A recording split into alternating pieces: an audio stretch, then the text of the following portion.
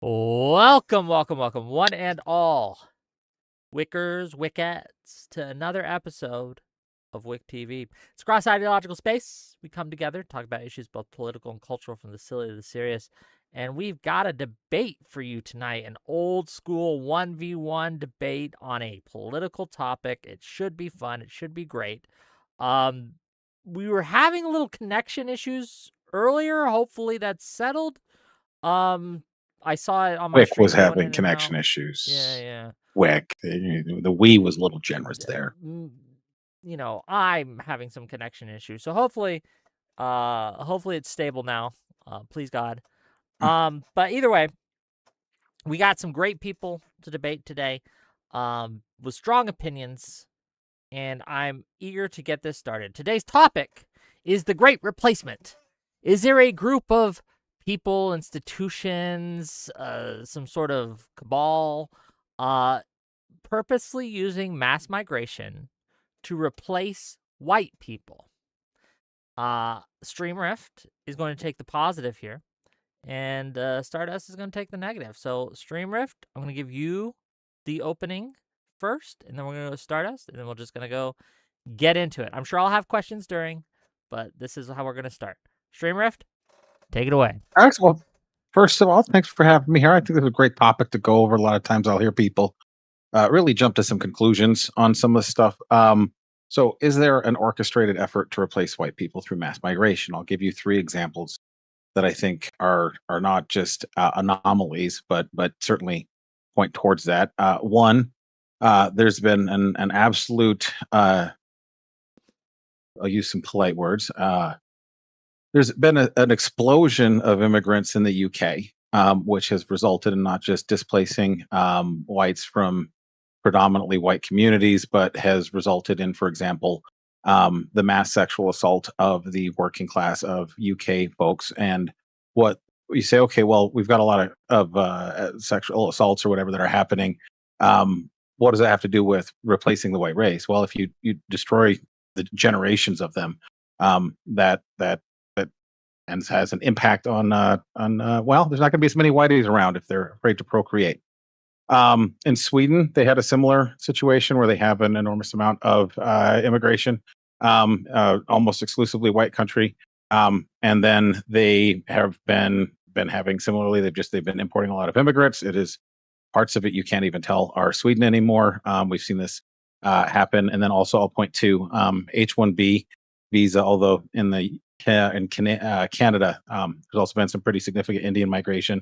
But the H-1B visa program in the U.S. has not just displaced American workers, but there's entire generations of entry-level technology workers that are missing out on opportunities to work, which means they're not going to be able to raise families and buy houses and do all of these things that have led to the growth of any community. And so, when literally at a governmental level, there's preferences for everyone but your race, it's going to hurt your race, and it seems systemic, and it's happening not just in the U.S. But yeah, I gave examples: UK, Sweden, Canada, and the U.S. So I believe there's a lot of threads to this, but it is absolutely intentional and it's absolutely happening. Okay, well, we'll get into it as we go, I am sure. Stardust, are you ready? Yeah, give me 1 second here. Turn my camera on. Ooh. Give her a second, gang. Hello. Okay. Hello. So 1 second here. So, is there a great replacement, as people say? Personally, I don't think so. Is there a demographic change in, the white population? Yes. So, essentially, what I would say is that I do not believe that there is this sprawling, coordinated effort to replace white people with non-white people. What I do think is that there is a data change, right? And this data change has elicited a fear in a bunch of people, right? According to the 2020 Census Bureau, the U.S. Census Bureau, the white population still remains the vast majority, with 204.3 million identifying as white alone, and 235.4 million identifying as white alone or in combination. So that's still a huge amount of the population. It's still a majority. It's still about 70% of the population.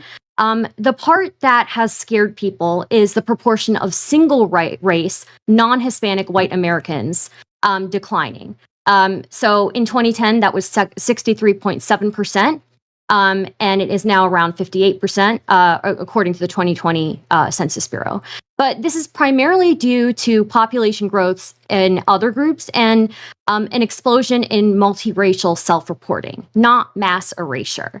I guess we would want to get into the reasons why there's a coordinated effort, or there's this like elite group that has decided to replace the white populations in Western countries.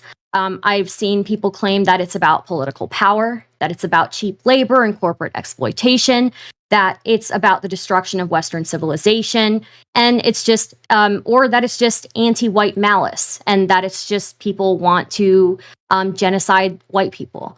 I'm interested to see where StreamRift goes with this. I think it'll be an interesting conversation. So I gave you 3 very specific things to dig into, and you didn't seem to engage with any of them. So we'll start with H-1B visa, which we could spend the entire. Just real quick, thank you, Destiny, for the raid. Appreciate you. Okay, go ahead. Sorry, StreamRift. So the whole H-1B visa program has turned into a mechanism for destroying opportunity for Americans in favor of largely Indians. But so help walk me through how destroying the career opportunities for white Americans is not systemically attacking whites. So is the H-1B visa program, is that targeted specifically just for the purpose of destroying white people or destroying the white population and taking their jobs? Because it seems like the vast majority of people who come in, let me finish. The people who come in on H-1B visas generally seem to have like master's degrees or more, and we tend to have a shortage of people. True. It does seem like entry-level jobs. They're taking in all sorts of stuff. They're literally running, importing H-1B visa holders for programming jobs when we have available domestic talent. Literally, Americans went to college, they got in, they did their good grades, they got their degree, and they are not getting jobs. Meanwhile, we're importing software engineers from India. So if you're taking away their ability to build their career, it seems like you're trying to displace them. And since it's happening at a government level, it seems like it's organized. Go ahead. So it says, are you just going to check GPT let her respond. Let her respond to you. Go ahead. That's fair. Yeah. So it says, according to I believe it's like the USCIS worker reports, that 30 to 50% of approved beneficiaries of the H-1B program hold a master's degree, and then doctorates and professional degrees hold another 10 to 12%. So what the hell does that have to do with the issue at hand, though? Yeah, 30 to 50% of them have a master's degree, and then 10 to 12% of them have a doctorate or a professional degree. I think that we don't have nearly enough people in this country who hold those degrees who can do those jobs. These are not people coming in. Stupid points, just some real stupid points. Okay, how are they stupid? Because the whole H-1B visa program was meant to allow for 2 types of H-1B visa holders. One, they have a specialized training. Think it's, Manhattan Project, and we need nuclear physicists, and this is special talent that's only available. We can't get it here. Or 2, there's just an actual shortage of, we need to manufacture widgets, and we don't have enough hands to go do this. What's happening right now is employers are making bullshit jobs descriptions, posting it in papers that people don't read. Then they're submitting to the government saying, we went looking everywhere for a fill in the blank and we can't find one. And then it's getting rubber stamped. And then it's brazenly displacing American workers. This program should not be doing that. And that's one mechanism that's literally displaced hundreds of thousands of American workers from being able to have jobs. Okay, I guess my question would be, if this program is meant to just displace American workers, why are they doing that? Is it just that the labor is cheaper? Because I've seen that on average, H-1B workers, their salaries are actually incredibly high. Well, I mean, there's two things here, and I think you're not doing a great job of disambiguating information that you're bringing to the table here. Yes, frequently, for example, a software engineer, the average, I don't know the exact numbers. I think software engineering is anywhere between 80 and 120K a year, something like that. Average household Mhm. income in this country is closer to 50 or 60K. So Mhm. categorically, it's a category of job that is going to be higher wages. The point here is so contend with this for a moment. We Mhm. have Americans, white Americans. They go to school, they work, they do a good job. They say, I'm ready to go to the workforce. I had my shitty job at McDonald's. I got my internships. I went to my local school. I got my degree. And there's 100,000 of those that graduated with computer science degrees. And we're importing Mhm. 100,000 H-1B visa workers in those exact same spaces. Isn't it a little bit insane to be importing folks to do jobs when we have Americans that could be doing the jobs that are qualified, but they're getting passed over in favor of immigrants? I mean, I think even Donald Trump has said we don't have nearly enough people in these categories to fill these jobs. That's why we have H-1B workers. Like Donald Trump himself went on to That's Fox and non-responsive. defended the H. What letter from the truth? He did. It's the truth though. Donald Trump went on Fox News himself and talked with Laura Ingraham and like defended the H-1B program. So I Who the mean, hell they've cares what implemented. Trump thinks? Why are we talking about Trump? There's a world we can discuss policies outside of Trump. So I gave you some specific numbers. I said there's 100,000 American graduates with computer science degrees that cannot Uh-huh. find jobs, and we're importing 100,000 H-1B visa holders. And so Do we're you know what the literally bringing in H-1B? immigrants.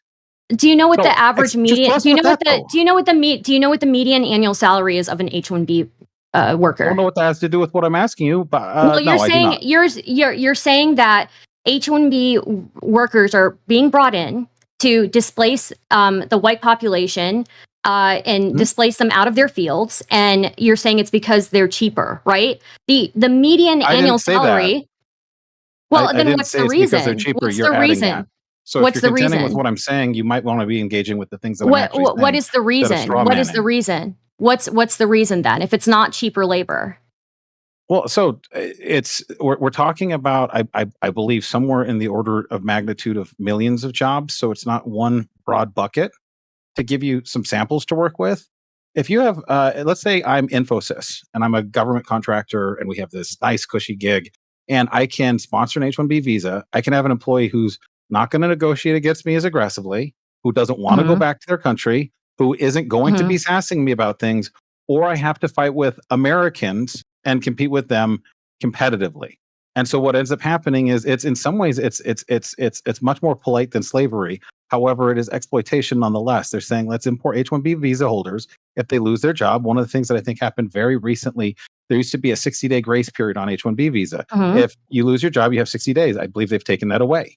Yeah, And they have so taken that it's a away. very swift axe that follows. And I think it's great that they took that away. The whole point was not to bring in cheap labor to Isn't that exploit and more say, exploitation? Isn't that more exploitation then? If it's 60, you've taken away, now these people are even more incentivized to not leave their jobs. They're even more incentivized to not question their employers because they don't have the 60-day grace period. Because if they lose their job or if they leave their job, they have to leave immediately. So it's would you even more exploitative. would you join with me in denouncing anybody that went through any of the degree mills that fraudulently faked credentials for them to get H-1B visas? I would say, yeah, if there's a fake degree mill, absolutely. But again, you're talking about all of these things, like that's unrelated. We're talking about No, why. it's completely Why? related because What? they No, end up we're talking about why. in We're talking India. about why. We're Okay, we're talking talking about about why. Yep. why. Yep. Why again? If it's not about the pricing, which by the way, H-1B visa holders, their median annual salary is between 140K and 146K in the United States. That is certainly not cheaper than hiring It is somebody. when an I American's mean, here. $220,000 a year for the same skills. When you get Well, into you're saying that you're talking about programmers, and it's clearly not programmers. These are people with master's degrees and doctoral degrees. Jesus, you're dumb. What part of it is program? So let me ask you this. Let's just back this up. If an employer lists a job for their H-1B application and it says for programmer, do you think that's for Mhm. programmer? Why Or do wouldn't you it think there's be? something else altogether? Why wouldn't it be? See, that's the thing. I'm willing to believe that when they're running these for programmers, they're talking about programmers, but it sounds like you just said it's not programmers. Maybe I misunderstood what Yeah, I mean, I'm a bit confused here. Like we're talking about why they would choose an H-1B worker over a person here. You're talking about Okay, so can I programmers, and engage with this that is clearly question then? like Or no? 57% of the H-1B program people have they hold master's degrees. 57%, I think. So just a fact check here from the research I was just able to do, right? And yes, I did use a little AI to kind of check, and you can check that work if you'd like.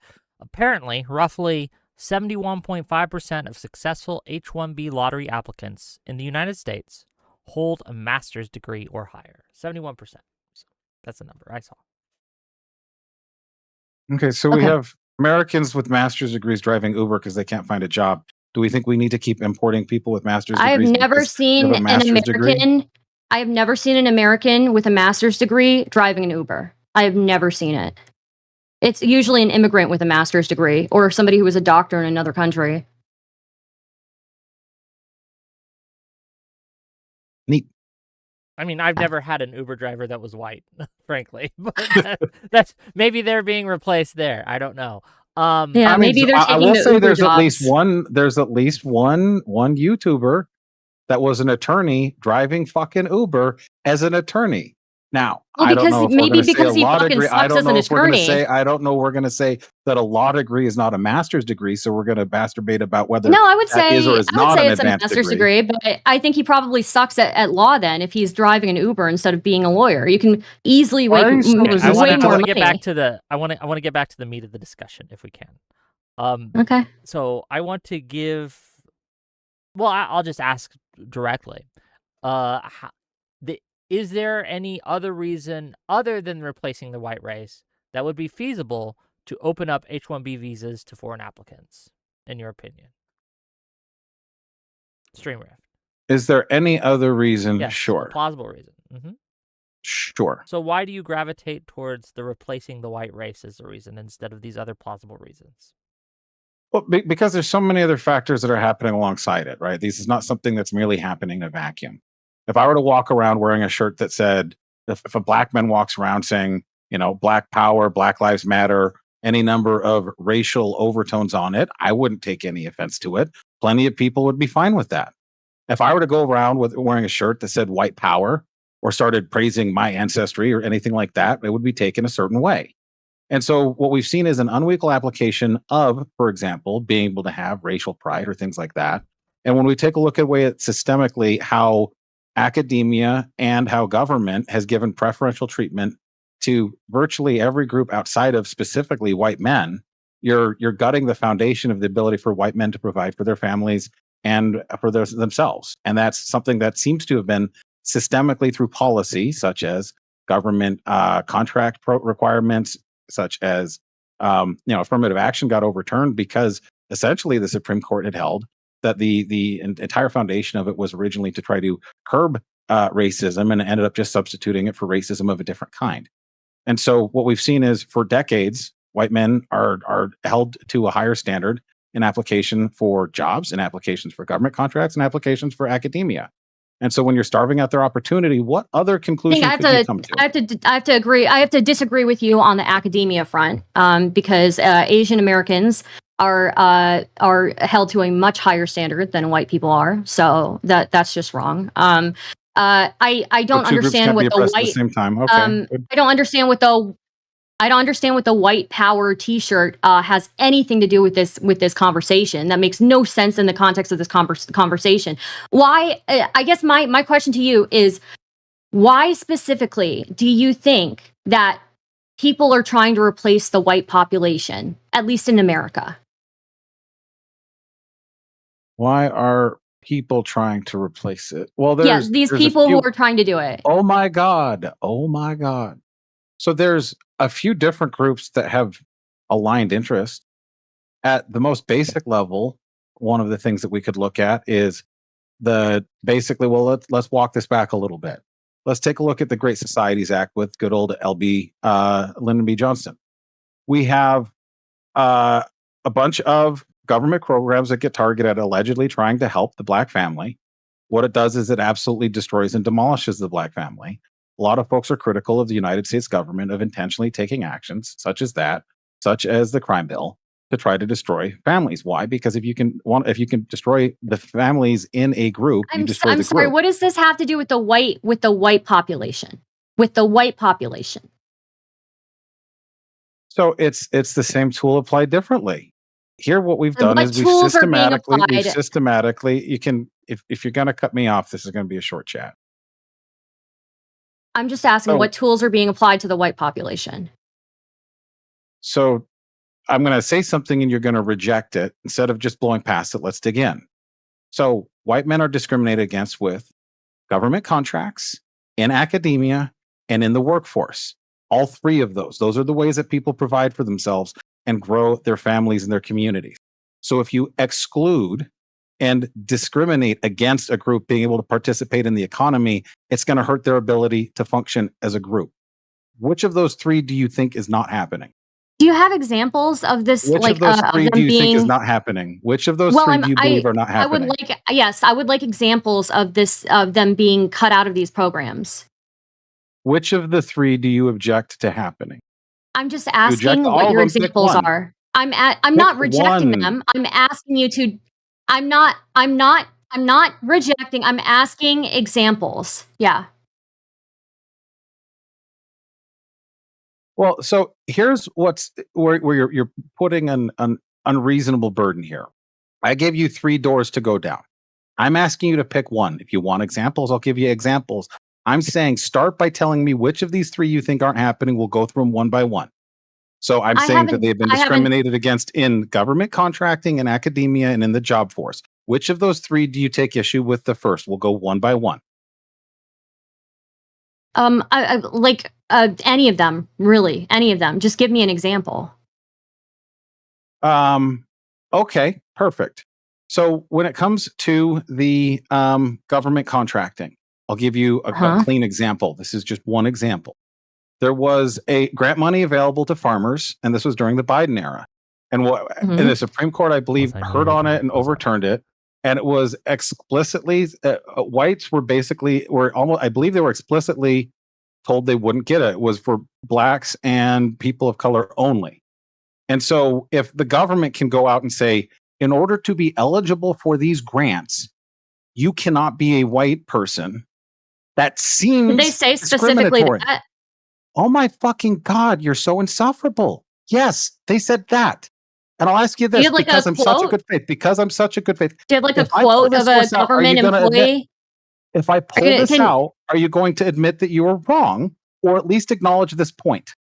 Because one of the things that's the most annoying thing in the world about dealing with people like you, and I mean people like you, is you say, let me finish. I say, I say we're being discriminated against in government contract. And you say, no, you're not. And I say, okay, well, if I show you the source, will you then at least believe that? And you won't give that, you won't give up any inch. This is the most obnoxious bad faith thing. I just want to know who. I just want to know. You're making the affirmative. You're making the affirmative that they're saying basically white people. If you're white, you can't get these grants. I'm just asking you if you're making a claim, if you're making an affirmation, you need to back that up with evidence. No shit. And what I'm telling you before I execute on getting you exactly what you're saying. Will you stipulate? If I show you on the government website... We'll have to see. We'll have to see. Okay, I'm good then. Hold on. I want to see this information. So can you say... Yeah, I would like to see this information. So that way we can decide if Tell you what, I'll give you the point. I will give you the point, StreamRift. If you show me this information, we'll show it on the screen. And if it is, as you say, I will give you the point in this exchange. How's that? That sounds more than fair. Bear with me just a moment.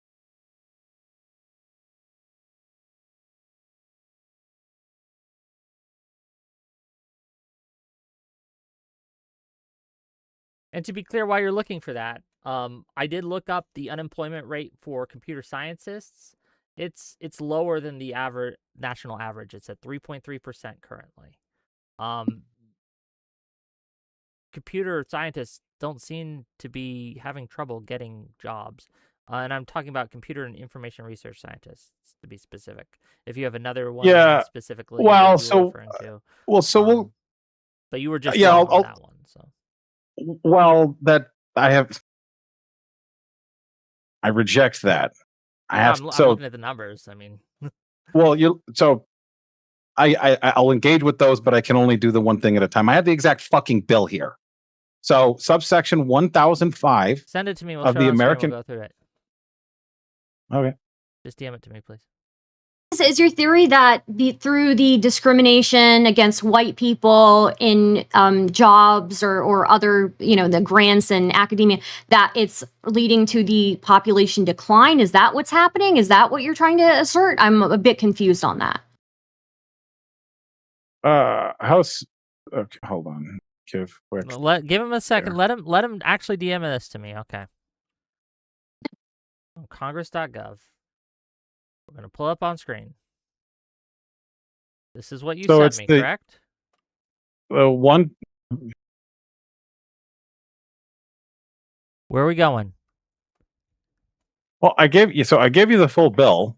Yeah, where are we going? What section? The language. So the exact language is socially disadvantaged farmers and ranchers, and the USDA interpreted that category to include Black, African American, Indian, Alaska Native, Hispanic, Latino, and Asian Pacific Islander farmers. A white farmer that did not fall into that was ineligible. That's what's in that bill. Now we can. So let's look at this. It's from Title I Committee on Agriculture section of the bill, and it's addressing food supply chain and agricultural pandemic response, emergency grants for rural health care, pandemic program administration funds, funding for the USDA Office of Inspector General for oversight of COVID-19 related programs, farm loan assistance for socially disadvantaged farmers and ranchers. So it's in section 1005. Okay, let's go to section 1005. I don't think there's a problem with the grant that's specifically, like, there are a bunch of other grants that are open to everybody, right? And even this grant that's specifically for like minority groups or special groups or whatever doesn't disinclude it, like mixed races, right? If you happen to be white mixed with something else, you can still apply for this grant.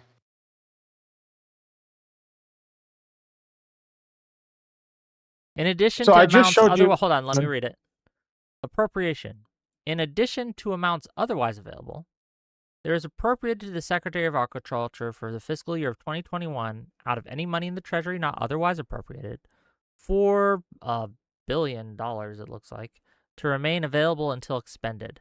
To carry out this section, it shall use the amount to pursuant to Section A to purchase food and agricultural commodities and to purchase and distribute agricultural commodities, to make grants and loans for small or mid-sized food processors or distributors, seafood processing facilities, and processing vessels, farmer markets, producers, or other organizations respond to COVID-19, including for measures to protect workers against COVID-19, to make loans and grants and provide other assistance to maintain and improve food and agricultural supply chain resiliency, and to make payments for necessary expenses related to losses of crops.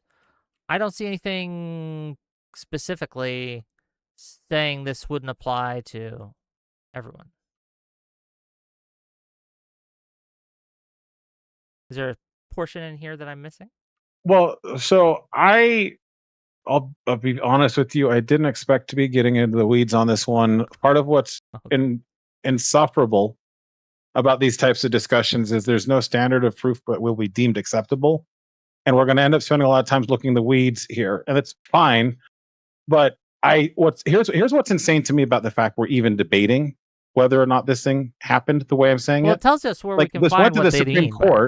By the way, if I knew we were going to be making this a focal point of this discussion, I would have gotten everything all lined up. My apologies. My bad. That's on me. But you brought it up, right? These are the things. Right. So she asked. So I said there's 3 categories that they're discriminated against in. Sure. I listed 3: government contracting, academia, and employment.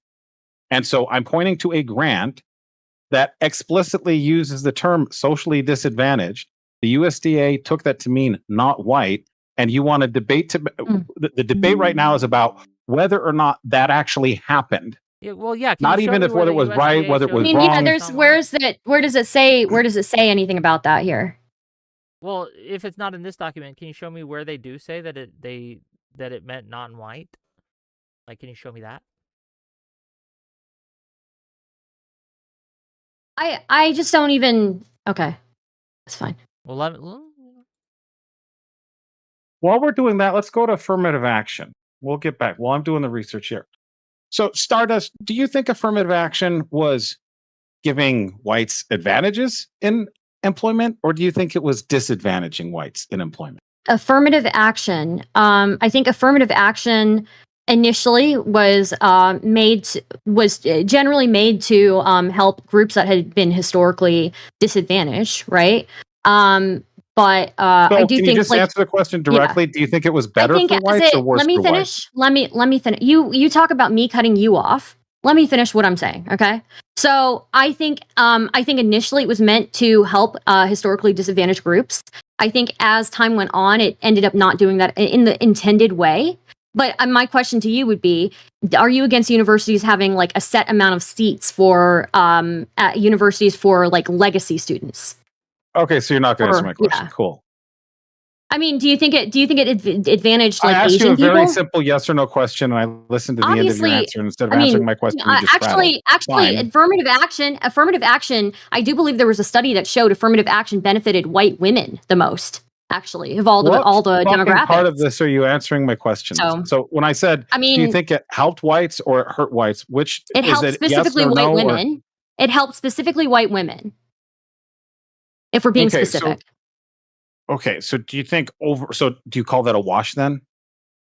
What do you mean? So you say, well, it was easier for the women and harder for the men, so it's a wash. So if we're saying we're replacing whites, right? It doesn't seem like you want to engage with this, and that's how's affirmative action, even as flawed as it may have been, how is that replacing whites? Specifically white women benefited the most because in a traditional family unit, the man is the provider. Now, I'm not saying it has to be 1950s housewife. We're taking a look at the structure of societies, and structure of human societies for as long as humanity's existed is largely man goes out and gets the bacon and women stay home. That's roughly how it's worked. This is where a lot of strong communities develop. Now, this doesn't mean, I'm not saying women should be barefoot and pregnant. What I'm saying is that's how men of whatever race typically are the ones that are driving a lot of the providing. So if you tell white men you cannot participate in this without having a disadvantage, what you're doing is directly saying that the part of the white group that supports the family, that supports women, supports children, goes out, men compete with each other to provide resources to women for their families.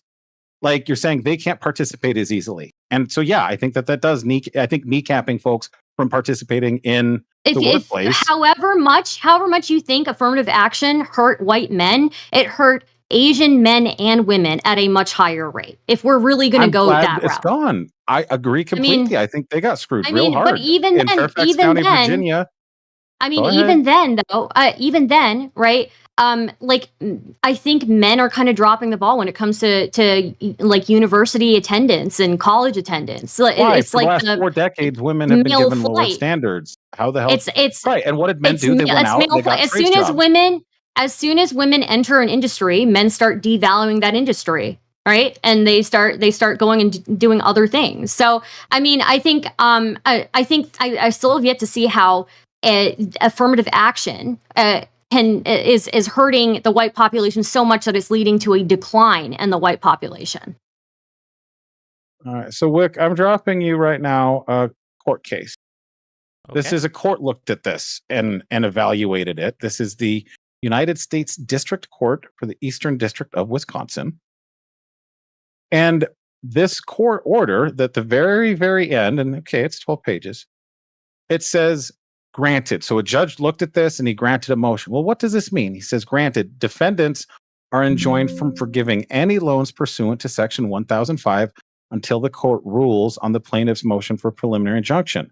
Now, what they're saying is the accusation is that this was based off of race.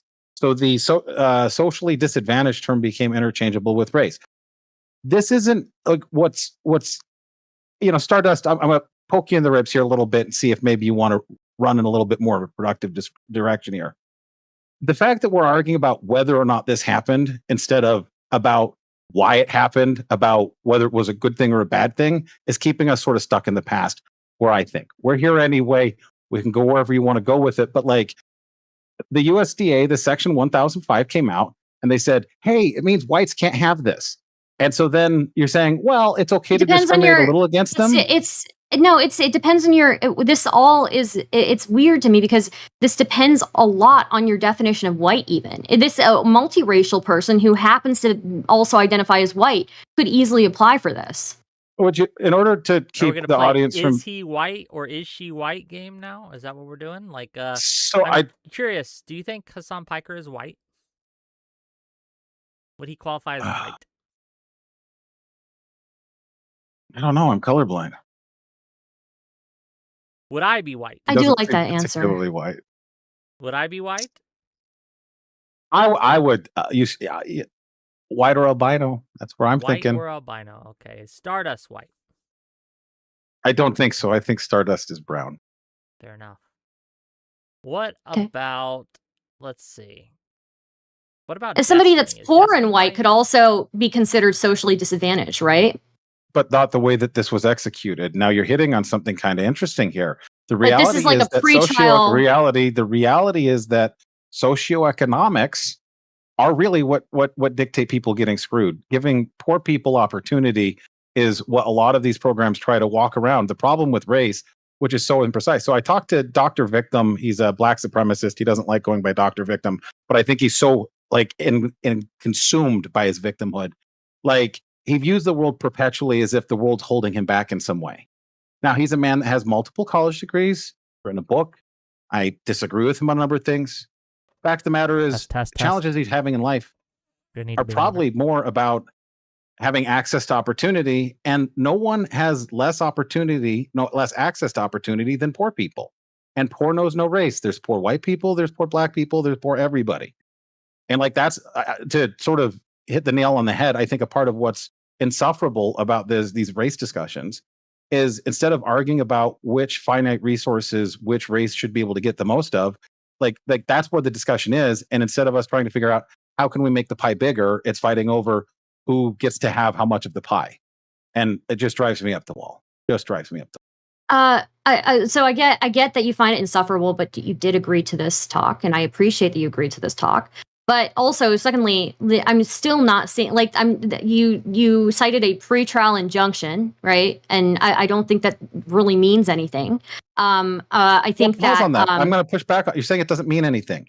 I'm getting bullshit from both you, and I love you, brother Wick, about whether or not this was even race focused.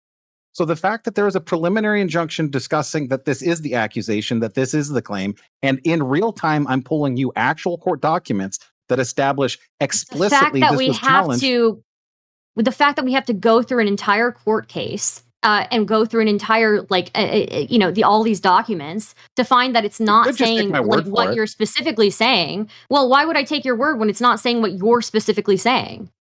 It's saying that there were whites that were discriminated against based off of their ethnicity. Is it not saying that? Is that not explicitly what the whole fucking case is about? Is it like this is a pre-trial injunction, right? That hasn't even gone to court fully yet, right? So mm-hmm.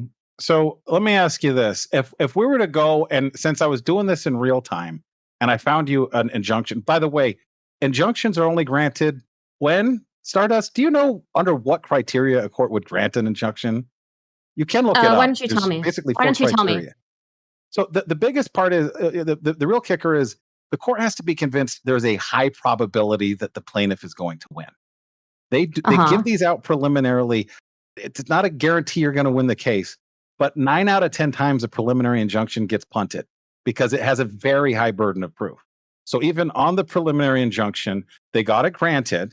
And on top of that, I don't know the exact case progeny on this. I don't know. A lot of times cases might settle after an injunction, stuff like that. Litigation is a very, it's a laborious process. So there's various checkpoints where folks are going to say, hey, we had this ruling, let's go ahead. I looked it up. So the case was rendered moot because in the Inflation Reduction Act, they did away with this this section of the bill, right? So it was repealed. So there was no issue anymore, right, to be decided in court. So no appellate court upheld the injunction. but it also wasn't overturned, right? Because again, the underlying language which was relied upon apparently got repealed in the Inflation Reduction Act. So, for what that's worth. Okay, cool. So you want to go through some of your other points then? Well, I'd love to hear yours if I'm being honest, because I mean, it seems like largely I've laid out some really pointed claims. I think if you were genuinely a curious person on this, I mentioned some things I believe while you were doing your makeup, getting ready for this, where you could have dug into it, such as the grooming gangs in the UK, such as the immigration in Sweden, and we spent some time on H-1B. But you're basically just saying "nuh-uh" to most of this, and fine, but why don't you make some claims instead of just saying "nuh-uh"? So this is great. You're the grooming gangs in the UK, the Is this H-1B better? visas, Is this better, chat? the immigration in Sweden. I am very against sexual assault. That's wrong, obviously. But again, these are very specific. Bold take. Yeah, bold take. These are very specific examples that are not reflective of the entire population of immigrants. And these are, again, also like, I don't see how this is has anything to do with like the replacement or the decline of the white population. I've done some research into the decline of the white population, the decline in the white demographic change, right? And again, when we look at why it's happening, it's one of four reasons, right? There's the natural decrease. The white population has in America at least, has a substantially older age distribution than other racial and ethnic groups. And this is largely because the vast majority of the post-World War II baby boomer generation. So in the US, the median age of white Americans is roughly 43.8 years old, whereas for Hispanics, it's like 30.7, and the national average is 38.9. And because we have such an older population and a smaller because an older population has a smaller percentage of women in peak childbearing years and a higher percentage entering late life stages, annual deaths among white individuals naturally outpace annual births.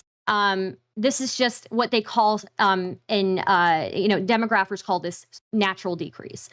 We've also got grooming gangs. Yeah. So why did the grooming gangs get imported into the UK? I haven't finished. Yeah, I'm listening to what you're saying. You're saying, well, it's the ages and the births. And so I'm curious why these grooming gangs are showing up and how that might be. I guess you're saying it's the age. I think those two are probably. Well, we're talking specifically about the U.S., right? Or at least I'm talking specifically, at least about the U.S. white population decline. We've also got below replacement fertility rates. We've got rising intermarriage and multiracial identity, and then we've got the changing of the census questions in the U.S. 2020 Census Bureau. And basically, what that has led to is a lot of people no longer identifying as only white on the census questions, and now identifying as white and other identities. That's not a decrease in the white population. That's just if anything, an expansion of the white population. Right. So would we agree that historically the UK is primarily white? I guess so, yeah. Okay. So I've got like 3 legs on this one, and then I'll let you go for as long as you want. So the UK government is importing immigrants, non-white immigrants, and spending enormous amounts of government resources on them and giving them the ability to commit crimes and walk away from them at a rate that white people wouldn't get away with it. So my question to you is, if a primarily white country is having non-whites imported and government resources are going to support the non-whites at the expense of the whites, does that even approach your definition? I guess why are they doing it? How does it matter why they're doing it if it's happening? The question right now is this happening? Not why are the people, if it's happening, why are the people that are doing it doing it? Well, is it importing? Is there an orchestrated effort to replace white people through mass migration? And so I just outlined the mass migration in the UK is saying we're taking UK resources for non-white immigrants And we're Uh-huh. doing this at the disadvantage of the native whites in the UK. How is that not Okay. replacement through mass migration? Is it importing of migrants, or is it that they're migrating for jobs and opportunities, and because they're coming from war-torn Oh, nations? this is why you're such a fucking twat to talk to. They're coming in explicitly to You can not talk to work. me like They are one on other welfare time. programs. They are on welfare programs. You just said, could it be that they're coming in for jobs? Well, they're doing a terrible job if that's the point, because they're coming in, they're on welfare. The criticism from the good people of the UK is that these immigrants are coming in and they're not working and they're a drain on resources. And it's a similar sentiment that a lot of conservatives have with immigration styles, not all immigrants, but immigration styles of immigrants in the US, where the immigrants are coming to exploit our welfare systems and extract value, not to add to it. Most conservatives have no beef with anybody coming here, red, white, green, blue, yellow, purple, whatever, wanting to assimilate and participate in the American dream. Capitalism's great. We've got a lot of opportunity with being able to create our own business opportunities. I've been self-employed most of my life. I grew up a poor kid in a poor part of this country. Guess what? God bless capitalism, the American dream. I've got a business. Life's going okay. So why aren't we getting those types of immigrants here? And again, I'm going to go back to the prompt, because we're here for a prompt. You said you want to discuss the great replacement theory. The UK is taking government money and government resources to give them to non-white immigrants to encourage them to come in. And how is that not replacing white people through mass migration? Happy So to I hear that guess answer anytime you're ready. yeah, sure. I'm a little bit confused because we were just talking about in the USA H-1B workers who come in and use less welfare than any population in the United States. And now you're talking Why are about you pivoting? Why are you people. pivoting? Hold on, hold on. You do have to let her answer. You do have to let her You answer. are the one who pivoted first, actually, to the UK when we were talking about the US and H-1B workers. But what you were just talking about H-1B workers who use less welfare than any other population, in fact, probably none. And now you're pivoting to the UK, and you have a problem with immigrants who are on welfare. So, like, which one is it? Which one is replacing the white population? These are kind of opposed to each other. Aren't these contradicting each other? So I find the way that you're engaging with this a little schizophrenic, but I'm going to try to catch up to where you're at. Well, you're the one who we were talking about H-1B, and we weren't getting very far on that. We're not seeing eye to eye on it. So since this is a debate with lots of topics we can go over, I started with 3. I actually mentioned the UK when I was listing off my 3 points. The UK was number 1. So I'm going back Do you consider yourself a little twat as well? So what does it have to do with whether or not the UK is replacing whites through mass migration? Could you just engage with that? And if you want to do H-1B, we can do H-1B, but it's not reasonable for if I'm talking to you about the UK and then you want to go back to H-1B, we can go hang out with H-1B. Well, I'm just saying you are bringing up 2 contradicting examples. You are saying the white population is being replaced through immigrants who are on welfare on one end, and then you're saying the white population is being replaced through immigrants who are not on welfare, who are taking our jobs, by the way, which are they primarily, majority of them have master's degrees or higher. So which one is it? This is a flaw in your reasoning, your argument. Okay, so there's 2 separate countries, the UK and the US. Mm-hmm. They do not have the same migration issues. So which one would you like to discuss? Would you say Somalians? You want to talk about the Somalians? You want to talk about the Somalians? That should be enough for you, right? Oh, go ahead. I mean, look, you want to bring up another immigrant group in the U.S. that apparently uses welfare. No, I was talking about 2 specific fucking groups. I talked about the UK, and I was talking about the H-1B visas. Now you're bringing up Somalians. You're bringing up Somalians after you're saying I was pivoting, and after you will not answer if it is white replacement through migration, if we have the UK, a primarily white country for most of its existence, taking government resources to give them. It also depends on what your definition of white is, right? So, well, I guess we could just whatabism. Yeah. What does is even mean? I am curious though. Just to be clear, Stardust, what is your definition of white? I think generally when it comes to the Great Replacement topic, um, for me, I find the Great Replacement theory incoherent because when you look at Europe, and people who generally spout the Great Replacement theory tend to identify all these different European groups as white. When in reality, for thousands of years, up until modern history, all of these different groups in Europe were fighting each other. So they did not identify themselves as the same racially homogenous group. And when you look at the U.S., it just is not coherent. They didn't consider Italians or Irish white people up until recently, and they had the same arguments against Italians and Irish people immigrating to the U.S. Are Jews white? Under your definition? Under my definition, yes. Are Jews white? I don't know that I have a specific definition of white personally. Okay, Well, what about you? Are we even talking? Well, How- hold how on. would we even Hold on. know Hold on. what Stop. we're talking Stop. StreamRift. Same question to you. Incoherent. StreamRift. Same question to you. 1, what is your definition of white? And 2, are Jews white? So I would say it's when white is broadly used to describe a group, which would include a lot of Western Europeans. So I would call an Italian and Irish, German. I'd call them all white. I would have called a Jew white. I've heard conflicting positions about that. Some I hear don't identify. I think the literature on that's a little more nuanced than Well, what would I you know call right them? now. My knee jerk. I would. They seem white to me. Okay. At least most of them. I mean, there's many flavors of Jew, but by and large, I would consider them white. What about Arabs? Do you think Arabs are white? I'm not. You don't even have a definition of white. Well, I'm asking you. What do you consider Arabs white? I would say probably traditionally not. I'm going to do a nice hedge here.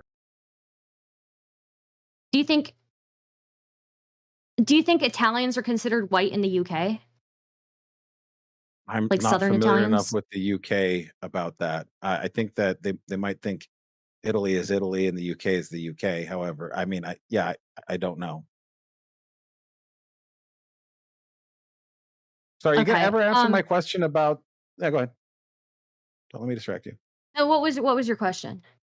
So when the UK, a historically white country, is taking government resources to import non-white immigrants at the expense of white How society, are they doing this? Do you have like do you think evidence that of this them doing this? Of like using government resources to import immigrants into the UK?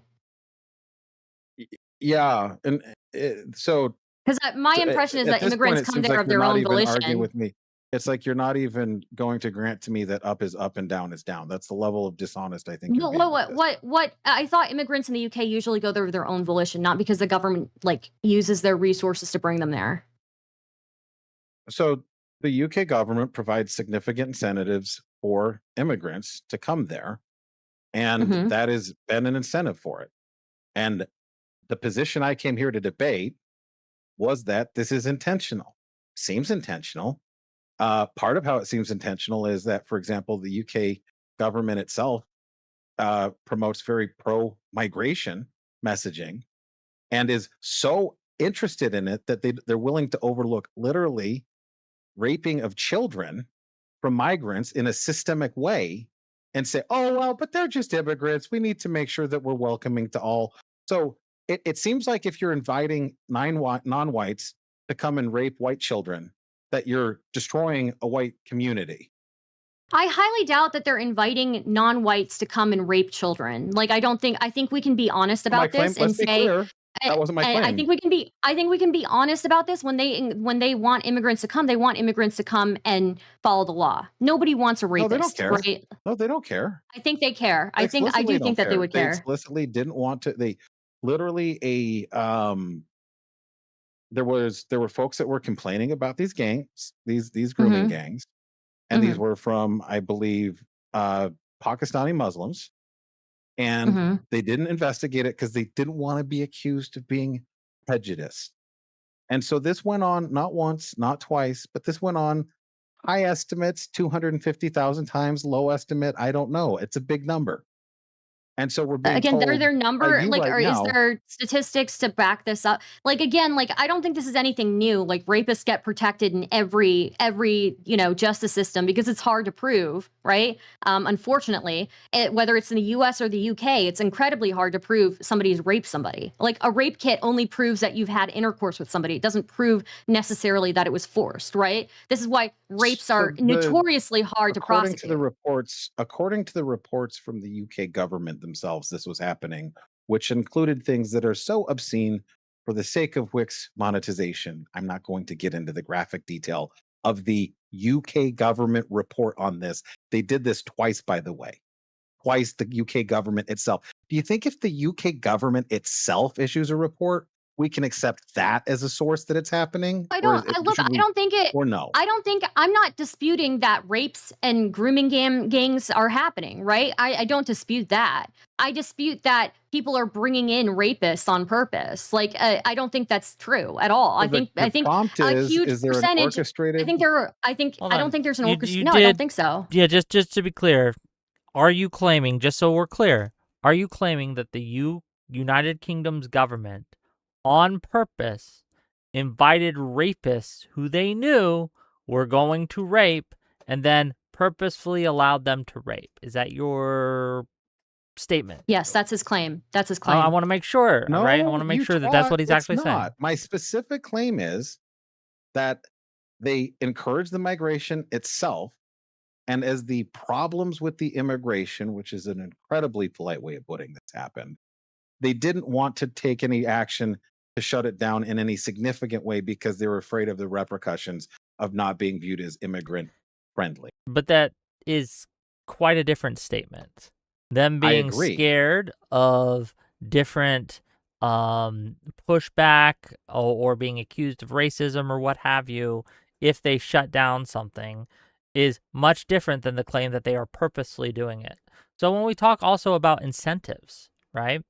Is it the same to have incentives for people to come to your country versus purposely, again, importing them in the country? Is those the same to Can we you, or are just those pause for a second? significantly different? I think this is very dishonest by him. I think he specifically was claiming that the UK government is bringing these people in to rape people. I think he just said that I like never 5 made that minutes claim, ago. you I think he crazy lady. said that. I think he said that 5 minutes ago, and now he's claiming because he was asked about it a second time. Like, I think if you ask this dude any question 2 times, he'll change his answer. You're too stupid think to he track will. the conversation. I've been remarkably consistent, and you won't even answer my direct I don't think you question. are. You The from prompt we're here one for, example to the next. prompt Okay, From one okay. example from one example to the next, you have brought up incredibly contradicting examples. It makes no sense to me. What is the purpose of bringing in these rapist groups? I don't understand. Like, what? The Like, prompt is, let's just make sure we're all in the same room talking about the same thing. Let's start there, Stardust. Is there an orchestrated effort to replace white people through mass migration? I am not here arguing there is a concerted effort to import rapists to rape white people. That's not the argument I've been making. You fabricated that and want to keep talking about I it. think you I just asked, said that are we like talking about the 5 same minutes thing? ago. I don't think you we're can track talking the about the same conversation. thing. I think we're Okay, talking about the same speaking. thing. But again, I don't think we're. I think we're talking about the same thing. But I think that you earlier were just talking about whether you don't know whether people in the UK consider Italians white. You don't know whether they consider Arabs white. You don't know who they consider white. You yourself said that. So how do you know that they don't consider like these people from Pakistan white? You don't know. Why do you Pakistan care? Muslims? Why do you know I mean, anyone? Arabs can be white. Do you Arabs know can be white. anyone?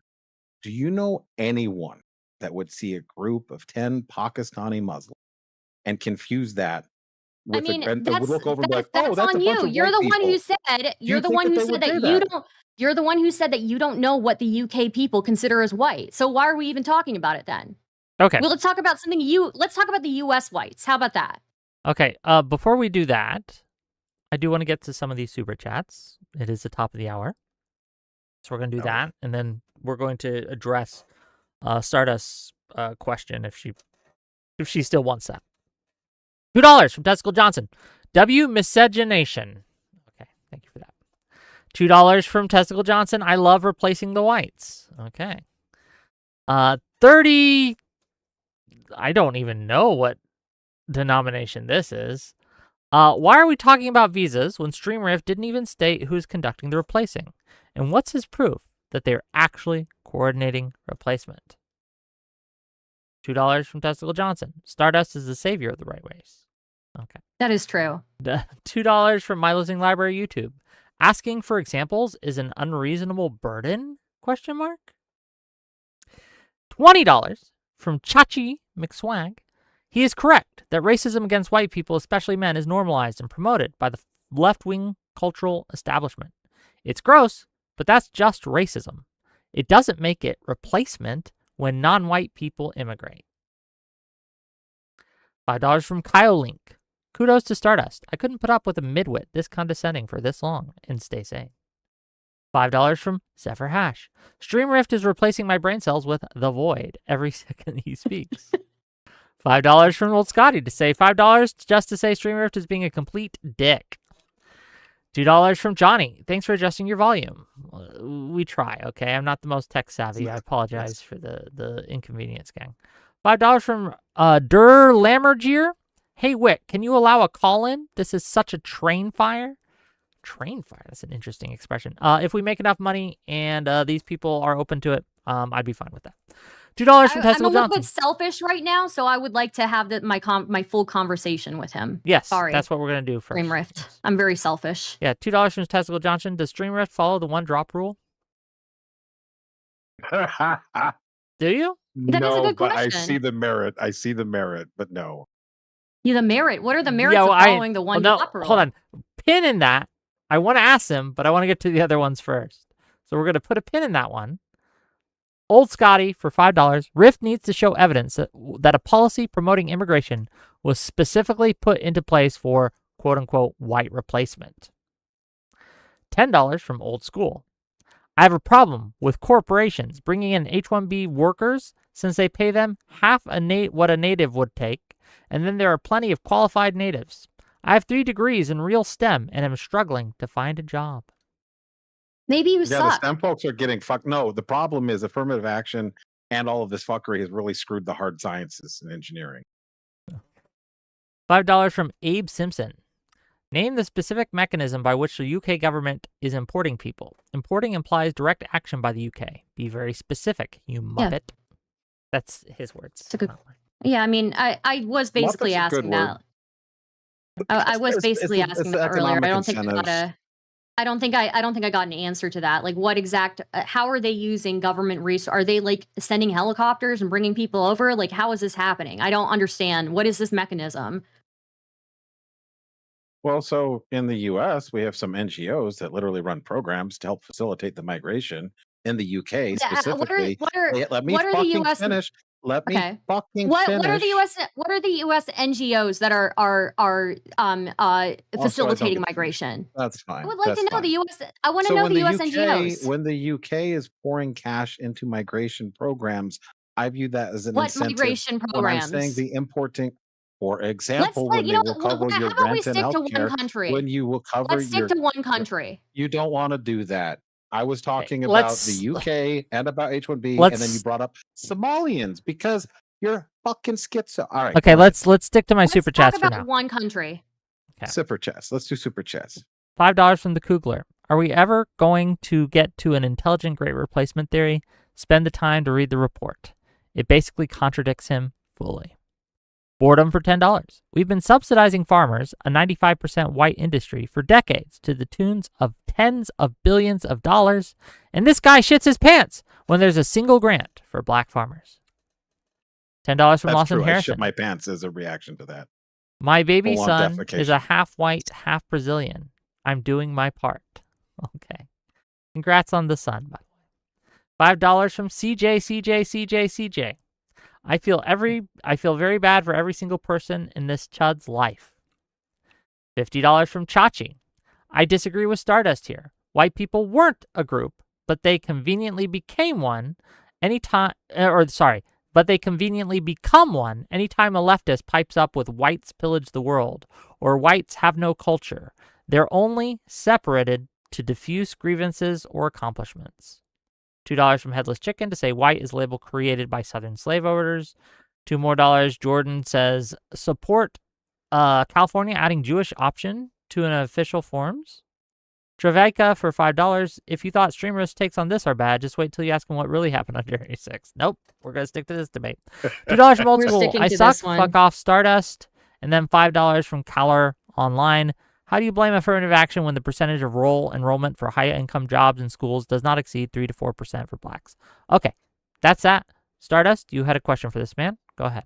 Well, first off, I want to reply to one of these super chats. I'm not a leftist doing the whole whites, pillaged and whatever the whole world. Okay, I'm not doing that. All right.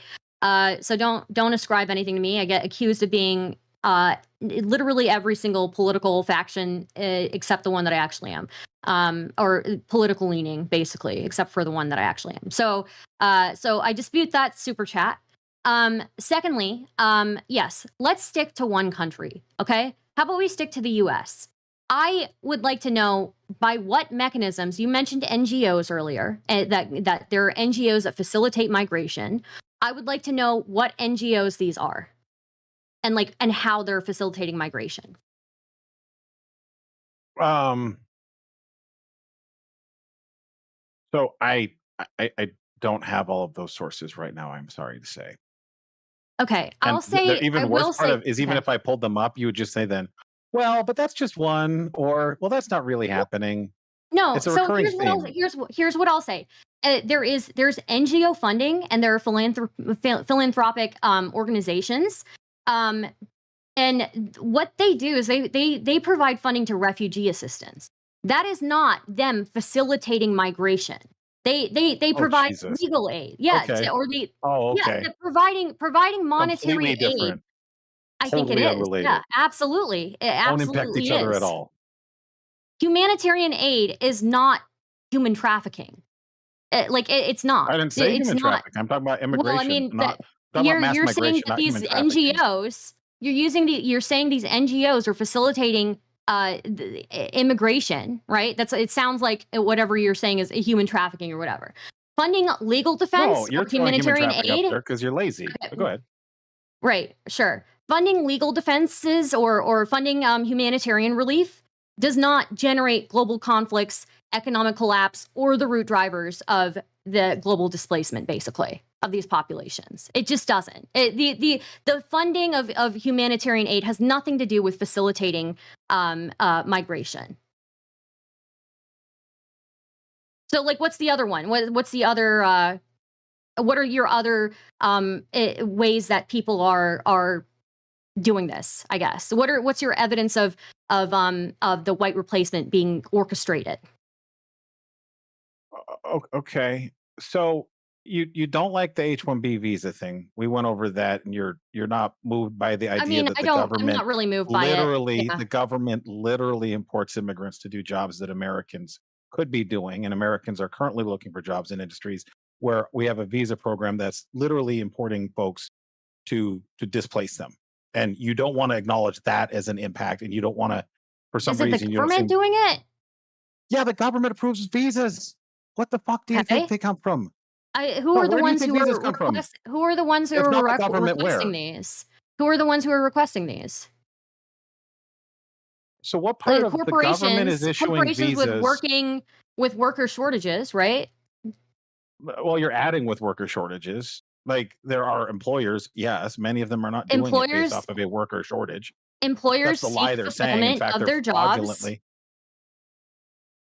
No, go ahead. I don't think employers seek people to fill their jobs, and those sometimes those They don't people want to pay happen to Americans be. fair wages. And your solution for this is to say that the Americans that live here, that pay taxes here, whose families I built do this believe community, the whose studies families have such as shown mine, literally that my families like mine, bloodlines like mine, have literally served in the ancestry. military. My Your grandfather served ancestry. as a cook in the Navy in World War II. Sure. So the bloodlines that have actually defended this country are being told they can't participate because we have to import people. Are you Go your ahead. ancestry? Are you your ancestry?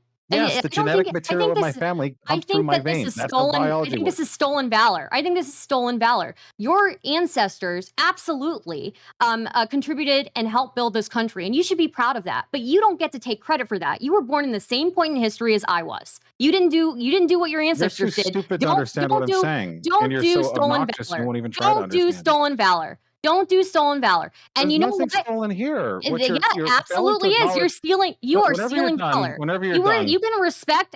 Do you think you want to do stolen valor? I'm not blaming every existing white person today for doing slavery because you're not your ancestors. You're not. I'm sorry. You didn't do slavery. Yeah, and just like that, you also are not personally responsible for building this country. Sorry, that's the way it works. If you don't want white people today being attributed with the crimes of their ancestors, then you certainly can't take credit for their accomplishments either. You can be proud of them, but you didn't do those things. Don't steal the valor.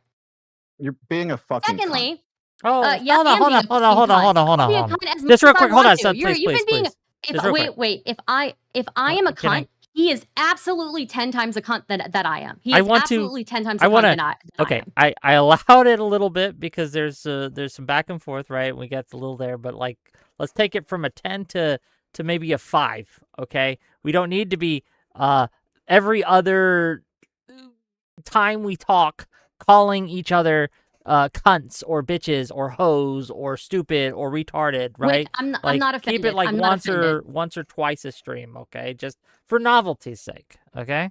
That's all. I mean, I feel like him calling me. Shut I feel the like fuck him up. calling me. Shut the I feel fuck like up. him calling me a cunt is him acknowledging that he doesn't have a good argument to basically respond to me. That's basically what it So is. you're It's like gish instead of galloping responding right to your now. argument, You keep gish instead of galloping. responding No, to you your just keep instead talking of over me. responding to You your keep argument, talking and you're instead of rambling. responding to You your go argument, blah blah blah. And you say stolen valor. You don't even understand what the argument is. and you're instead of gonna talk responding over to it. your argument, you're a cunt. Instead of responding to your argument, you're a cunt because I don't have a good rebuttal to it. So the stolen valor thing, you parroted that like 7 times. Why I said you were a fucking cunt was because you said stolen valor, which is shut up. Shut the I fuck have to up. take I was listening to responsibility you. for all my ancestors' You just shut the fuck up so accomplishments. I someone didn't else even can do talk or them. no? I didn't No, even you do can't do them. that. All right. Well, it's been a good stream. Really? You're gonna run over that? You're not I think letting me talk. if And so if you're anybody's gonna been just sit here disrespectful, and it's been you. whine, If anybody's been disrespectful here, it's been so in the you. last 5 minutes, all you've done is talk over me. This isn't a discussion. You have been insulting me for the past however long this stream has been going on. So every time I've responded to you, it's just been an Okay. insult immediately after. So Both of you, we're gonna try again, okay? We're gonna not interrupt each other, and we're gonna not call each other cunts.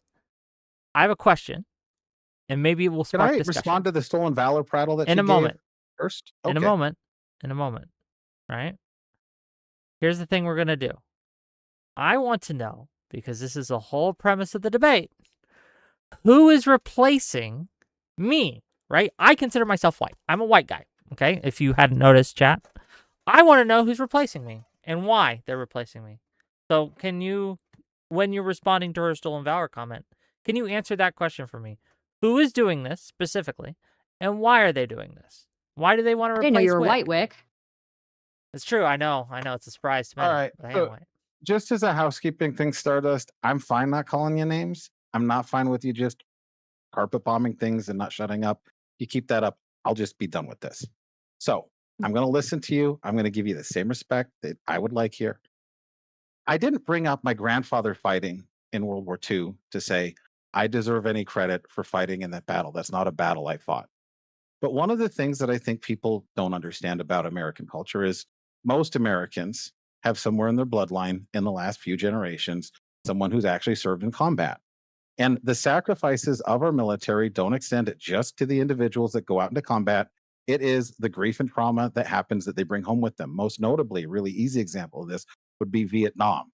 The Vietnam War led to a lot of combat veterans coming home with alcoholism and having massive problems with alcohol. Similarly, with Afghanistan and Iraq, we had a lot of soldiers come back with PTSD, and they ended up a mixture of alcohol and cannabis is the way they deal with that. These types of stresses and PTSD and pain go intergenerationally and cause friction. And it's not that I deserve credit for that, but the point is the families of America have sacrificed to have the country that we do. And so being You're told making your lives are shut the fuck up. So being told that the society that my bloodline was willing to be sacrificed for, the good news for me is my grandfather made it back. There's a lot of guys that went to go serve that served in World War II that never came back to have kids, to have families. My grandfather came back. He had many children. I had my father, and then my father had me. So the only way that societies actually build is if we're not engaged in conflict. But even though the conflict happened decades ago, the effects are still felt. So what we're saying again, since we're talking and to transition into with question who and why, right? Who's replacing whites and why? A lot of the immigration, if we're just looking at money, let's just look at actual money. Let's look at Infosys H1B. Why is Infosys bringing you're in? gish galloping. You're gish galloping. Please stick to one point. I just transitioned to answering directly Well, Wick's question and you're cutting me off. So you're go gish ahead. galloping. All right. So to respond to your point there, I know a lot of Americans who have no military service, who have no history. Their families have no history of military service. Does that make them less American? Mm-mm. No, I do not think so.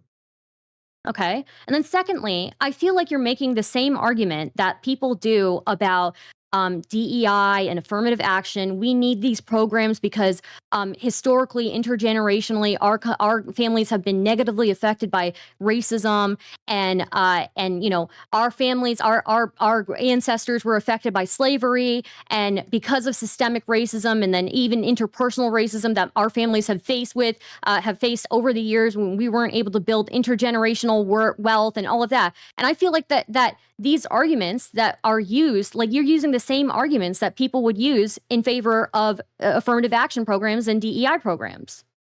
So do you just want DEI for like white Americans? Is that what's happening? So to go back to Wick's question, I'm going to go point to Infosys. Are you not going which to is a answer? government Are you not going to contract. answer my question? You want DEI for white So people? Is I that will what's happening? answer your questions and engage with you when I get done with Wick's question. You And can reverse that's the not good order of enough. that if you like. Okay. I We can wait. I keep shifting around a whole bit here. So I've got a clean answer for you. I just want to get out. So I'm Quickly. pointing to clean examples. Yes, So quickly. Stardust, there's a company called Infosys. They get Mhm. Indians through H-1B programs. And what happens is they can displace American workers. So why are they doing this? So that they can get their cut on the staffing contracts for these deals. So the economics make perfect sense for them that way. So I'm not even necessarily saying they woke up one morning and said, kill Whitey, Whitey sucks, let's do this. However, the question that I came here to discuss is there an orchestrated effort to replace white people through mass migration? And the mass migration of Indians into the tech sector through government contractors is billions of dollars going through the economy, shifting away from whites that are here in this country to immigrants that are being imported by the hundreds of thousands. Now That's I one do clean want you. example. Now I do want you to address Stardust's question, which she asked, which was, "Is what you want simply? Why is what you want not simply DEI for white people?" Because so fair, right? And Stardust, to point to you, I am listening. You're saying, don't you just want DEI for white people? That was your question, right? Essentially, yeah. Or do you not even remember your own? Okay. So No, I no, remember. what I want Essentially. is what I want is an equal playing field, a place where meritocracy works, where the government is not picking and choosing which groups it wants to exploit by handing out contracts and grants to try to appease a voter base to basically say vote for blue because we'll give you the money from the government. And then they go through and they do their own backhanded deals that let them do whatever the hell they want.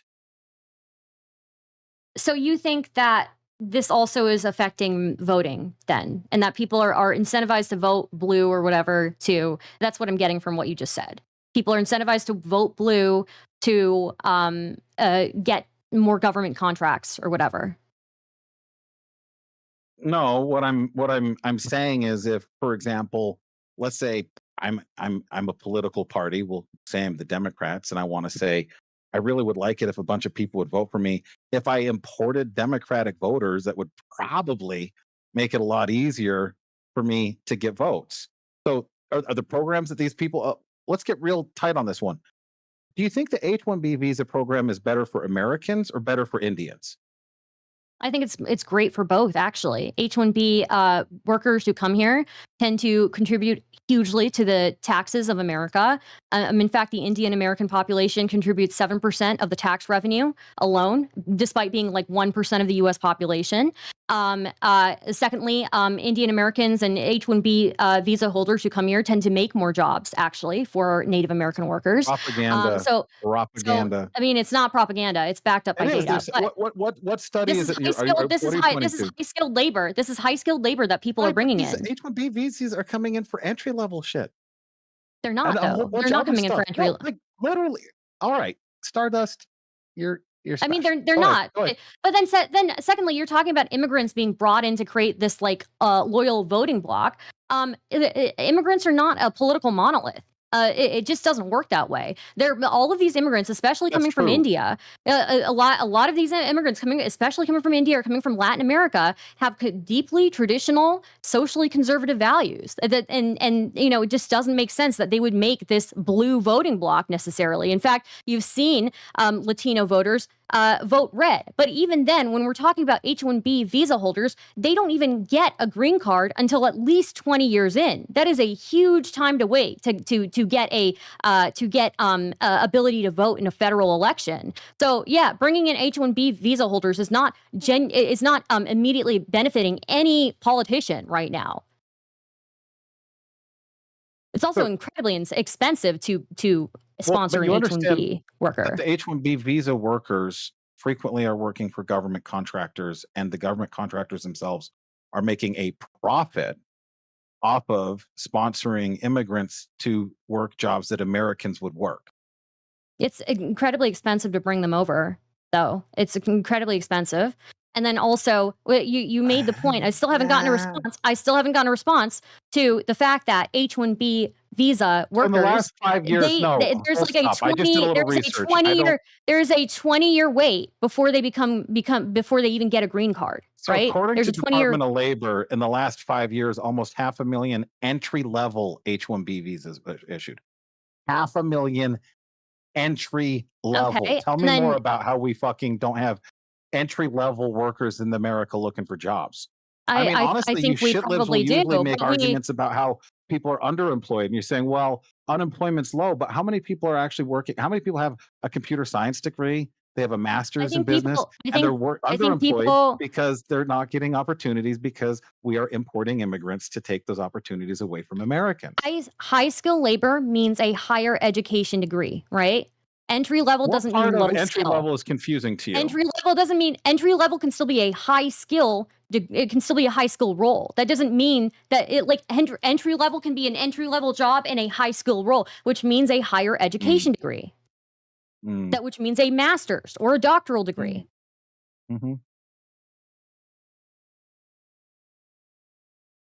Do we disagree with this?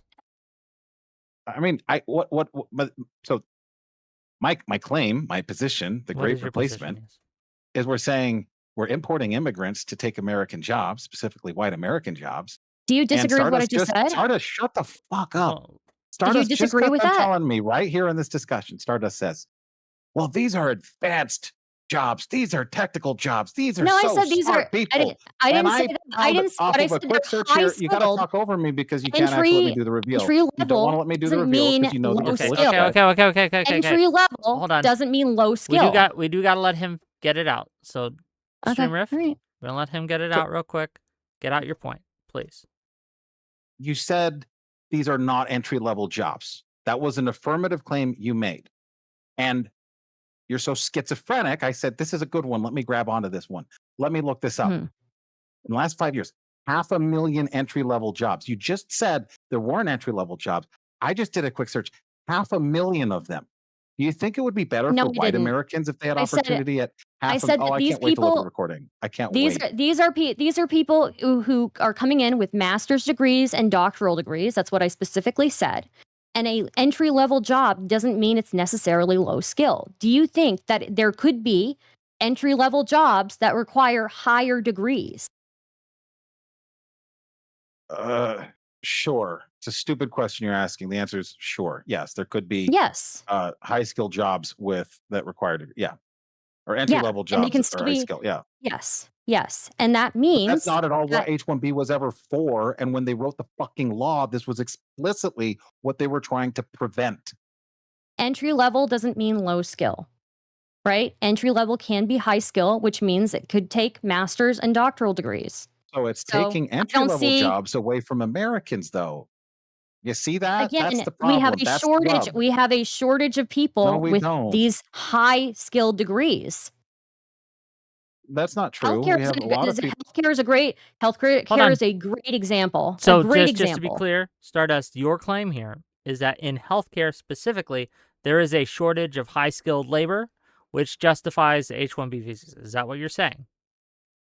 I think that there are multiple examples there, whether it's in tech or in That healthcare. was but I one think you were healthcare- using. That's one Yeah, you were using. I think healthcare is a great example. Yeah, Huh. How many H1? I don't even know this one. I haven't heard anybody bitching about the H-1B visas on the healthcare a whole lot. because they need Wonder them what so that's much that like. they wouldn't bitch for them. They wouldn't bitch for them, because they need them that much. Because in rural parts of America, there is a severe lack of healthcare providers and healthcare service workers. They have such a shortage that they can't afford to bitch about them. So just to These are the fact people check real caring for quick. elderly. Yeah. So again, according to the AI, so grain of salt, gang. There are millions of healthcare support and entry-level jobs remaining open, significantly outnumbering the pool of active applicants in America. Mm-hmm. And this is, Yes. again, in healthcare, specifically in the field of healthcare. So, Yes. Well, so and let's even just lean on that one a bit here. I run a software company. I've been doing computer engineering one way or another for over 2 decades. I know a lot more about the impact H-1B visa is having in the tech sector than in the health sector. Mhm. If we're saying we don't have enough I mean, part of the problem here isn't we solve this with I mean, we don't solve this with an immigration solution. Part of it is we need to solve this. For example, in Nevada, we have a lot of issues where we don't have access to great health care. And a lot of it's because of the regulatory requirements that the legislature has. So a lot of the A challenges lot of it's with not because having enough doctors talent. also don't want to work in Nevada. Why do you think it And is that nurses they don't don't want to want to work work in in Nevada? Nevada. Why And do they you think apply, it is that they don't? and also Can you answer my fucking question? every I know doctor why. knows that they can every doctor knows that let me finish. Every doctor knows that they can get paid a huge amount more if they work in one of these areas where it's much more rural, right? They know that. Even nurses know that they can get paid more, they'll be appreciated more. They still do not want to work in those places. We have a huge healthcare worker shortage. Bryce, you're just rambling here. The reason why 11,000 to Nevada has 17. issues, doctors don't come here Okay. because of the way malpractice works and the way that our The way regulatory malpractice environment makes works it the same expensive. It everywhere. makes it expensive for them to work here. So if they can work here or in San Diego or in Denver, they will. It's more expensive But to this work isn't an in. immigration issue. This isn't an immigration issue. No, It's it's a more expensive to regulatory work in a big environment for the city. healthcare industry. It's really fun to cut me off, isn't it? I mean, you're just wrong about the healthcare workers. Right, but when you're wrong, I don't have the luxury of cutting you off, and you can't engage You equally on absolutely time do. here. you both have cut each other off during Yeah, this we debate. Let's both be cut real. each other off all the time. This is a debate. Like, I mean, you Right. can So cry and more if if you you were want. a competent adult, what we could do is actually spend some time going back and forth, engaging in Again, you're thoughts. back But going back literally, to when the I'm in ad the middle homs. of making Going it, back to the so ad literally homs. less than You 30 do gish seconds gallop a into me lot. making sense. You do Less gish than gallop a 30 lot. seconds. You're too stupid to keep up with it. It doesn't mean it's a gish gallop. Okay, You are gish gang. galloping. I'm getting a headache. Guys, be good. Both of you, okay? Do you want Stardust? this to be a good show or not, Wick? It's a great show. As long as I make money, it's a great show. But I'm just saying, I'm getting a little bit of a headache. The malpractice works basically. I don't know what this argument is that you're making with malpractice. You're so bad faith you won't try to understand what I'm even saying. Malpractice is intensely expensive no matter where you are. Doctors spend so much money on malpractice insurance no matter where they are. Oh, he's upset. He is upset, chat. Uh-oh. He is very upset. Okay. Okay. Deep breaths, chat. Deep breath. Deep breath. He's putting his glasses on. Deep breath. Deep breath. Deep breath in. Deep breath out. How about that? Let's do it together. Let's do it. Deep breath in. Breathe in all the bad, okay? Together, you and me, StreamRift, okay? Deep breath in. And then deep breath out, okay? Now breathe all the bad stuff out, okay? Okay, we're good. All right. malpractice is intensely expensive no matter where a doctor is, okay? They spend hundreds of thousands of dollars on malpractice insurance. Oh boy, he is really upset. He doesn't want to hear about it. But I mean, I'm sorry, you just don't know about this. You don't know. No, you're going on for minutes and minutes and minutes, and you don't even. So, for example, on this issue with the malpractice, you're so strongly confident that you think you're right on this, even though you're not. And so, instead of actually engaging with it, right, being like, "Oh, well, isn't malpractice kind of a thing that happens everywhere?" Because that part of it's true, 100% that's true. But specifically with the way that Nevada regulates things, and it's not even just the medical space, it applies to uh, haircut, the haircut industry. It applies to basically all sorts of regulated industries, the upskilling programs, trade schools, things like that. The state of Nevada has a lot of legislation that makes it challenging to do business here. So, on top of everything else that's everywhere, there are things in the regulatory environment that make Nevada not a good business place for medical providers. Solving Do you the think it's better regulatory issue, in could you let me finish? Solving the regulatory matter is what would solve the problem, not more immigration. Go ahead.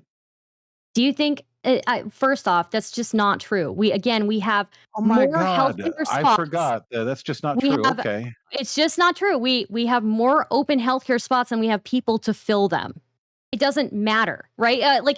Secondly, malpractice the insurance, the cost of malpractice insurance is dictated by specialty. But either way, it's generally hundreds of thousands of dollars from what I've heard from doctors. Just because I don't know, and maybe either of you do like entry-level nurses have to deal with malpractice insurance? Is that a thing?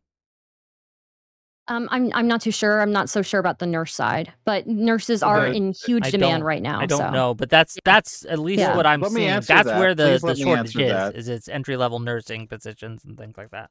Well, it's with doctors too. Anybody that's so the running joke in Nevada or Vegas in particular is what's the best place for healthcare in Las Vegas? And the answer is the airport. Because we don't have the specialists, there's long wait times, there's not a lot of accessibility there. And so in addition to that, there's a need for a lot of nurses, but the nursing goes exactly to what I was just saying, which is the regulatory requirements. So nurses have to do a certain amount of education and continuing education and different things to keep their licenses up. Nevada is overly burdensome relative to what you can make, and that isn't solved by an immigration policy.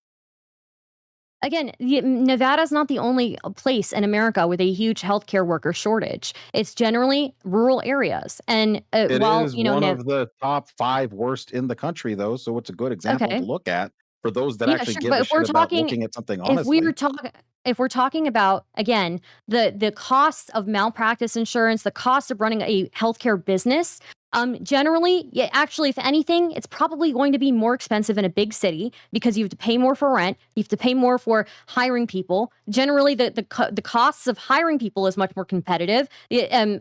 Price of living is much more competitive versus going and living in a rural area somewhere in the Midwest and doing medical practice there. You're going to get paid more. Doctors know that they can get paid much more, and they still don't want to do those work in those areas. And even if they did, we still don't have enough people to fill those positions.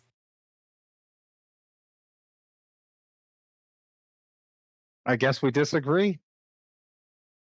I mean, I think that the data disagrees with So you. I've actually gone out and talked Are to nurses skilled? you Are don't know nurses this. skilled or unskilled You don't labor? know Are this. nurses You skilled or don't unskilled labor? Are nurses you skilled don't or unskilled labor? Are nurses skilled or unskilled labor? Are nurses so you skilled or unskilled labor? Are nurses skilled or unskilled labor? Are doctors skilled or unskilled labor? Are doctors skilled or unskilled labor? so you don't know this, Can there but be I an ran for entry Nevada level state medical? legislator. If I Can there may, be an entry level? Can there be an I may entry? not. Yes or no? Okay. Yes or no? Yes or no? Are doctors No. skilled or Yes, unskilled labor? no. Yes. Yes or no? Are doctors Are skilled or doctors unskilled skilled labor? labor? Yes, they are skilled or unskilled labor. How about nurses? They Are they are skilled or skilled or unskilled? unskilled labor. Yes. Are they skilled or unskilled? Yes, Can there they are be an skilled or entry unskilled. level? Are there Oh, come on. entry Can you give me an level? example of an unskilled labor when it comes to doctors? Like, what So is it? I'm What so kind I of think she's doctor would asking you a consider stupid unskilled question. labor? Well, I mean, it's relevant. This is not. We're not getting. We're not getting a low skilled labor in the healthcare industry. So just to sort of get us on the same page here, I ran for state senate. I talked to actual groups that understand the issues of the regulatory environment in Nevada. I've had doctors explain to me how Nevada's regulation makes it hard for them to do business here. And in fact, one of the things that's even more upsetting about Nevada, it's a second chance state, which means you can lose your license in another state and still come here and do business. And so what is fascinating to me about this discussion is you seem to reject the premise that I understand that what's actually going on in the healthcare, especially in Nevada, and a lot of Nevada's rural, is actually driven by regulatory friction, and that isn't solved with immigration policy. So I can you don't care connect those about your dots for me? personal experience. I don't care about your personal anecdotes. Okay, like I just don't. We're It's talking not an about. anecdote. It It's is, and it's literally a the personal business of the state of anecdote. It's a Nevada. personal anecdote. I don't think this I is got relevant to our 28% of the vote conversation. in a primary after engaging. I knocked over 7,000 doors in Nevada and talked to my constituency here. And you think actually talking to people, you think talking to doctors, you think talking to the groups that advocate on behalf of the doctors, you think looking at the actual Nevada revised statutes that go over all of the I'm regulatory licensing sorry, issues, dude, but all of that's we're just an not talking anecdote? just about. We're not just talking about Nevada, but again, we're talking about doctors and nurses. You wouldn't even answer the question about whether they were skilled or unskilled labor. We're talking about like immigration, right? And how immigration fills these roles. And you want to say that these roles could be filled by Americans when we What I'm have saying is what that there are 30,000. artificial barriers in place We and have that you need to remove the 30,000. artificial barrier. But you don't want to actually understand what I'm saying. What you want to do is grab some angle you think you can attack, and it doesn't matter if it's a position I actually hold. Okay, let's try this. You- Let's try this. Let's try this. I sent you a link, Wick, if you'd like to take a look at it. What am I looking at? Chapter 7, skilled worker, professional, or other worker. Okay. So we're talking about like immigration. Let's see. A total of 40,000 visas are available each fiscal year for employment-based third preference workers, of which not more than 10,000 may be issued to other unskilled workers. The visas for skilled workers, requiring at least 2 years training or experience, and professionals, persons holding a bachelor's degree or its equivalent in the specific field in which they are to be engaged, are deducted from the same 30,000 number allotment. What does this mean? Is like Where are we going? What's going on? Section A, second paragraph, defines what a skilled worker is. So Section A, let's see here. The beneficiary may qualify as a skilled worker if he or she meets the requirements on the labor certification. Where labor certification permits educational and experience equivalent to a bachelor's degree, however, the beneficiary may qualify as a skilled worker if he or she meets the requirements on the labor certification. So 2 years college and 2 years experience. Mere possession of a bachelor's degree without 2 years of experience would not qualify. So there are strict requirements to be skilled labor. So I mean, I feel like we're What does that have to like? Literally, what are we talking about here? you said that immigrant these H1B skilled labor. Okay. Yeah.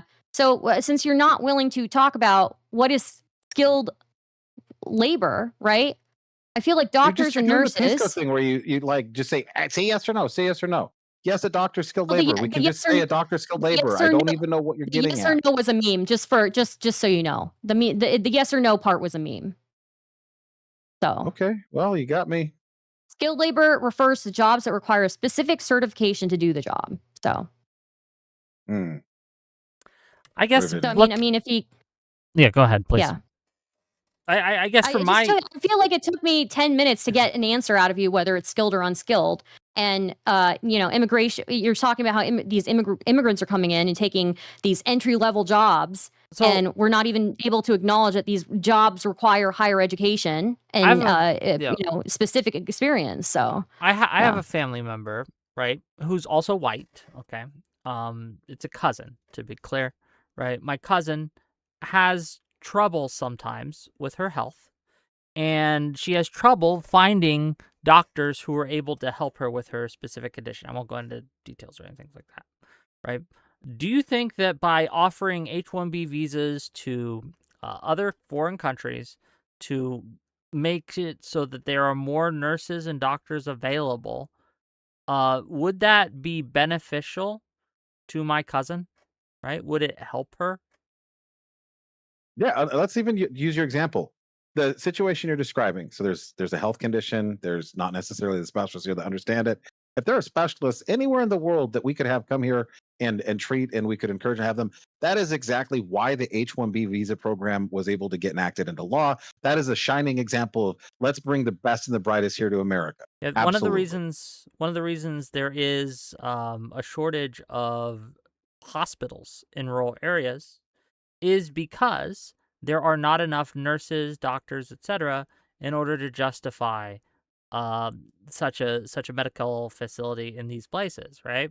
Um, why would it not be a good thing for the government to seek out foreign nurses, foreign doctors to fill that shortage? And if that's a good thing, if we both agree that that's a positive, how would we look at H-1B visas being as a tool to replace the white race when they're actually doing the white race, quote unquote, a service? Well, I think that if we were to look at the H-1B visa program, like with many programs, there's points about it that make sense. There's reasons why it exists. We didn't all just decide to agree to do a bad idea. Now, Congress does make some mistakes, but there had to be at least some thought to this. So I think the notion that we're going to invite the best and the brightest, that's all well and good. The issue fundamentally, though, is especially in tech, we're not saying there's a shortage and so we're filling it. What we're saying is we have folks that have graduated with computer science degrees that cannot find jobs working in tech in this country, and we're importing H-1B visa holders that do not have any particularly unique or special skill. A Java developer, a Node developer, a DBA, these are not exotic things that America doesn't have. In fact, we have many of them that are unemployed, and especially in non-tech areas outside of basically Silicon Valley, New York City, Austin, cities like that, there's enormous amounts of talent available that can't get these types of jobs. And I think that's where the issue is, not merely saying let's poach the best and the brightest, and not even just saying, like, for example, another argument, I think a fine argument for migration is when we're looking at extra hands for farming crops, because there's some seasonal work, and sometimes it's better to have a bunch of people at one time, then they can go work in other areas and sort of like move with the weather, as But humans have done but for one kind of but forever. once again, you keep citing, right? You keep citing an example of that there's unemployed tech workers that are being replaced and their jobs are being filled. Unemployment in the tech sector is significantly below the national average, and that's the tech sector overall. It's hovers between 2.9% to about 3.5%. Unemployment in the rest of it, like the average unemployment, is 4.1%. So while I guess I would cede to you that some of these people can't find jobs, I'm wondering if, like, well, would you cede to me that sometimes you can have all the qualifications necessary but be unemployable because of a host of other reasons? Perhaps you Absolutely. perhaps you don't want to accept the entry level amount of money, you're demanding too high a pay. Perhaps you're just someone that no one wants to fucking work with because you're insufferable, right? Perhaps you're like someone who is just you have the qualifications, but it's from podunk university that no one takes seriously, right? There's a whole host of reasons why someone might not get hired even though they have qualifications that have nothing to do with like replacing the white race. Right. So I'm using Clinker research. My Clinker research right here is saying from the 2024 census data, CS graduates are at a 7% unemployment and a 19.1% underemployment. To put numbers on that, that means out of the roughly 45,000, or I'm sorry, yeah, there's roughly 45,000 that are either unemployed or are underemployed, meaning they should be earning a better wage, but they're working at Target or something else because man's got to eat, some version of that. So all I would say is literally to keep this on the H-1B. If we said as soon as all of the Americans that have the qualifications to do this job that went and got as long as they've all been able to have a crack at it, and then we're backfilling, okay, great. But what we're finding with H-1B employers, and this is very broadly understood to be the case and well documented, is the job ads themselves, when they're posting for a job, in order to get the H-1B visa application process, they need to say, we tried to fill this job.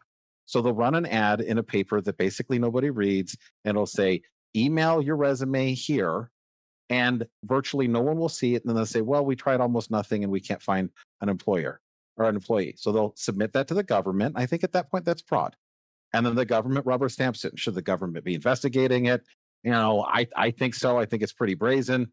But that's how this has been happening. And so if we had a situation where every American that graduated from with a computer science degree was finding employment somewhere in the space, and we still needed more, great. That's exactly what H-1B is Do you for. think there could possibly be an issue with computer science graduates where there's like a higher percentage than normal of insufferable people with insufferable personalities? So as an engineer, I agree with you that that's largely the pool. However, that's largely been the pool of engineering talent from the beginning of time. And the fact of the matter is, I hired 6 engineers this year. There's a lot of really qualified engineers out in Vegas that are underemployed. And so, you can say, oh, it's anecdotal. It's like, well, I'm an actual employer, meaning I actually Sure. create jobs. And so when I'm Okay. out there interviewing people and I'm evaluating skills and I'm saying, look, I mean, I'll tell you right now, I'm getting some of my folks that I'm getting to work for me.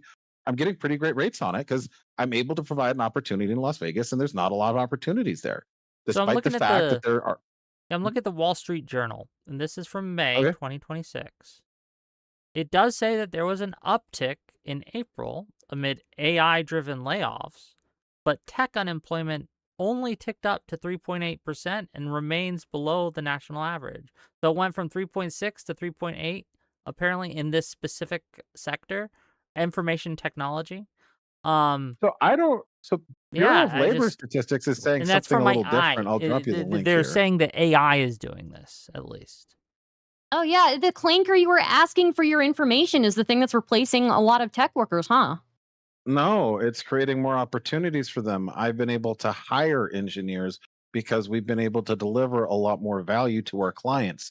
In fact, What this about year I've already programmers? done more. I've already done more this year in revenue than I did in the last 5 years because with AI-enabled programming and engineering, we've been able to just do a Prove lot it by more for giving me small business Is $1,000 operators. right now. Prove it. Okay, Is there prove it. is there I'll give you the win on the is there debate. any $1,000 right now. possibility? Is there any possibility that that AI maybe is affecting at least programmer job availability? No, because AI is making programmers more valuable, not less valuable.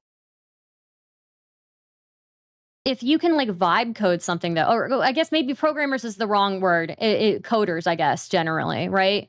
So maybe coders are in No, less demand. coders can do more now with better tools than they Yeah, but could 5 why years hire a ago coder? Why hire a because coder now to they do can something when code you can 10 just times more Yeah, but than. what if you just Well, don't want to hire a coder? You could just vibe code, right? So No, at some point you need an actual fucking competent professional I on mean, it. Maybe at some point in some the people future we don't. won't. Some people don't need a competent professional if they can just vibe code something, right? So I don't know enough about the why subject hire to 10 programmers? Yeah, to that's say, true. Somebody in frankly. chat says, "Why hire 10 programmers when you can hire one and use AI?" That's a good question.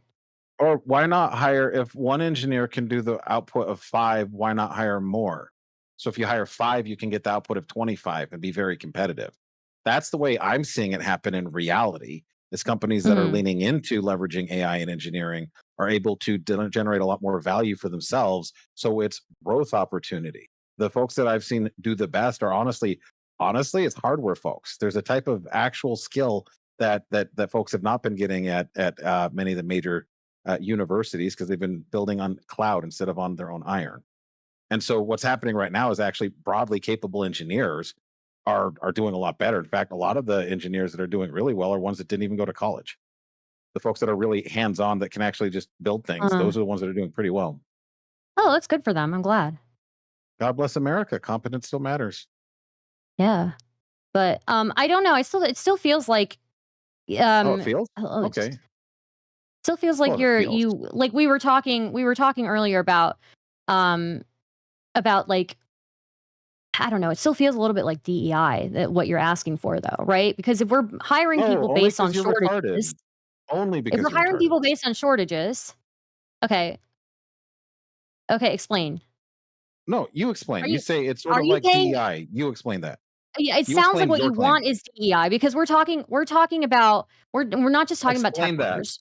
We're not just talking about tech workers. We're talking about industries that have huge shortages of workers, right? Again, like the healthcare industry, even for like just aides, right? Live-in maids, or not even live-in maids, like the day not even day aides, right? Or people who come to people's houses, help elderly people, I'm right? We have a getting huge AIDS right shortage in now rural areas. from this So, combo. you know, I don't Yeah, but that's see. not what the whole H-1B program's about. I don't know why you're even bringing it up.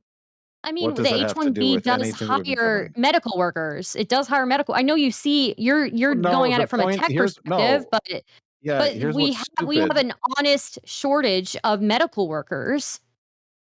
Like Right, and yeah, H-1B doesn't solve that. it does in some cases. I mean, at least Okay, helps so alleviate the issue. I'm gonna explain to you again It the helps economic alleviate the problem. issue. Whenever But you, we so I'm even gonna see if you even can repeat back what I'm talking about saying. if we're even No, let's try talking this. wait, Let me know when if you're we're ready. talking about even Nevada by itself, we're talking Nevada by itself. Like, Nevada. sure, sure, if you're talking about Nevada by itself, like you can It's talk about Nevada. okay, That's why I was no laughing. Nevada, whatever. Okay. I Yeah. don't know your state. Nevada, But I'll just Nevada, say potato. Nevada, yeah, Nevada, MAGA, MAGA, potato, It's all the tomato. same to me. even state to state, like state to state policy doesn't account for the fact that again, we have more job openings for healthcare Is it workers than we have people to fill possible? them. Is it possible for you to engage with the following? I'm going to tell you again, as just it's fact. The economics of professional licensing in Nevada are a restriction on healthcare. The regulatory capture of licensing is what drives at shortages for labor very frequently. And so if we can agree on the problem and think there should be maybe a different solution, but the problem here isn't that there aren't people that want to work. The problem here is there are barriers put in the way of people becoming medical professionals that limits the amount of people that can actually participate in that economy. I So don't can you think that engage with the explains regulatory? again, Mhm. nationally, we have more open positions for healthcare workers than we have people to fill them. Do you think if This is it's a expensive 10-minute to get warning a for both of you, okay? Because excellent. we're going to end in 10 minutes, but go ahead. Do you Why is think the if a acceptance rate for nursing visas at license, an do you think all-time if a low? nursing license, do you think if a nursing license is $1,000, it's harder to get than if it's $100 license, or it's easier to get? Sure. Right. Harder. So Sure. right. So when we have the government say we need nurses and here's the criteria, but they set the standards in a way that prevents people from becoming medical professionals, like that's actually limiting. Like literally, nurses will tell you I this. They'll don't like, look, you know, I don't think that we should be lowering standards for our doctors and nurses. I think we should have the same standards, high standards for them, and bring people in who can live up to those standards. I don't want people one of the things who are that's stupid in doing Nevada, for subpar example, care. I don't think people should be many doing states, subpar care. so many states are like this, but like Nevada, for example, not all of the states. So let's say you're a nurse in Virginia and you're a great nurse. State of Nevada won't necessarily acknowledge that you're a nurse, so you'll basically have to start from scratch here again. So what this means is if in Okay. Nevada, and this is a state to state licensing issue, some states have entered reciprocity agreements, there are some uniform acts, and the idea is to say if you're a professional that met the criteria in one state and you're good at your job, you should be able to go to another state and make that more accessible. That is a very common sense, bipartisan, middle of the road, radical centrist It still position. doesn't address the fact that there are more national openings for healthcare workers than there are people to fill those roles. And solving that is Right. not lowering the standards for doctors or nurses. We should have the same high standards for doctors and nurses. I don't want a subpar doctor or nurse treating somebody I love, but Right, but we should so you're accept okay with them people from having to other jump through a lot of hoops places. though, right? Like, yeah, like Yes, let's make that's sure like they part of jump over a lot of yes, hoops that are absolutely, because purely these are people ritualistic and don't actually have a they're vector not on competence. ritualistic. They're not ritualistic. No, they're If not. I'm someone's a sorry. We great have nurse in New high York standards. and they We come have to high Nevada, standards for a why can't they be a reason. great nurse in New York, Nevada? I mean, all maybe of a that's a sudden they're Nevada stupid. problem, but They're good. Nevada's not the entire country. Nevada's not the entire country. I'm talking on a national level. We have more openings for healthcare workers than we have people to fill them. And I don't think lowering the standards just so we can get more people to fill those roles is the actual solution to this. No, we don't lower the And standard I didn't for say to doctors lower and the nurses. standards. I said to lower barriers, and barriers include. Okay, what are standards are barriers. Standards are barriers, and I don't think we should be lowering standards. Well, but I think I we should be wasn't getting talking people about from that. all over the world No, who that's what you are do. You able made to your own live up standard, and you're arguing against live your own up standard. Cool. no, live up to the standards we've always had for medical workers, because we deserve the best in those Pause for fields. a second. We're almost. It's okay. I'm not doing I'm gonna repeat DEI this for again. healthcare workers. I don't want some DEI No. person to be Jesus working Christ. on my heart. Jesus. Okay, lady, hear me out. If there's a nurse in New York, great nurse, met the great state of New York, state I was born in, met all their criteria, they're a great nurse. And the state of Nevada They just can't says, pay hey, $1,000. guess what? Would you They can't shut pay the fuck up? $1,000. Well, Would you do shut gotta the let him fuck finish. up? You do gotta let him finish. Go ahead. So the state of Nevada could say, hey, there's this great nurse. The state of New York, with their high standards, already said this is a good nurse. So the state of Nevada could, A, say, give us $100 for a reciprocal license, rubber stamp it, boom, come be a nurse in Nevada. This is what we do with insurance licenses across most of the states. Or they could say, you have to start from scratch and do 60 hours of training when you're already a nurse, already have a license, and we're going to charge you for the training. You're not going to make money while you're doing the training. You already know this stuff. And then we're going to charge you a fee on top of everything to make below average wages in Nevada. That's the economics That's of nursing just in Nevada. Nevada. That's just That's not lowering Nevada. standards. Hold up. We're You were talking saying, about hold up. everywhere. Then I'll We're listen. I talking will about listen. I promise I'll everywhere. listen. We're talking promise about I'll listen. everywhere. We're not just talking about Nevada. Nevada is not the entirety of the United States. Right, but were you being a lying sack of shit as you were saying I said lower standards? I'm not saying lower standards. I'm saying lower barriers. And a barrier lowering doesn't barriers mean is standards. Can be standards. Yes. it can be, but you're just If you trying to wanna make the lower- words if fit you to be wanna an lower argumentative. barriers- See you next Tuesday. Okay. I mean, look, if you want to lower we're talking on a national level. We're not just talking about Nevada. And if you want to lower standards, I don't know what else you're talking about other than high standards for doctors and barriers, nurses. and you won't repeat the words that I actually said, which was restrict lower barrier. barrier. Yeah, You lower only barriers. keep talking about Nevada. We're Okay. talking about on the national level. It's been 2 hours. It's been 2 hours. Gang. I am going to read the rest of these super chats. I'm going to give you guys closing statements. Then I'm going to end the show. Okay, that's what we're going to do. This has been a debate. Let me read what we got. You guys can talk about it if you like. Where are we? Okay, $20 from Chachi McSwag. To be clear, Stardust, I don't mean you're a leftist making anti-white arguments. I'm just saying it is increasingly difficult to argue that whites are not a group when they are persistently treated as one by hostile actors. $5 from Death Before Dish. If this dude is really the best white representative for this conversation, I'm fine with replacement if it means this guy never has kids.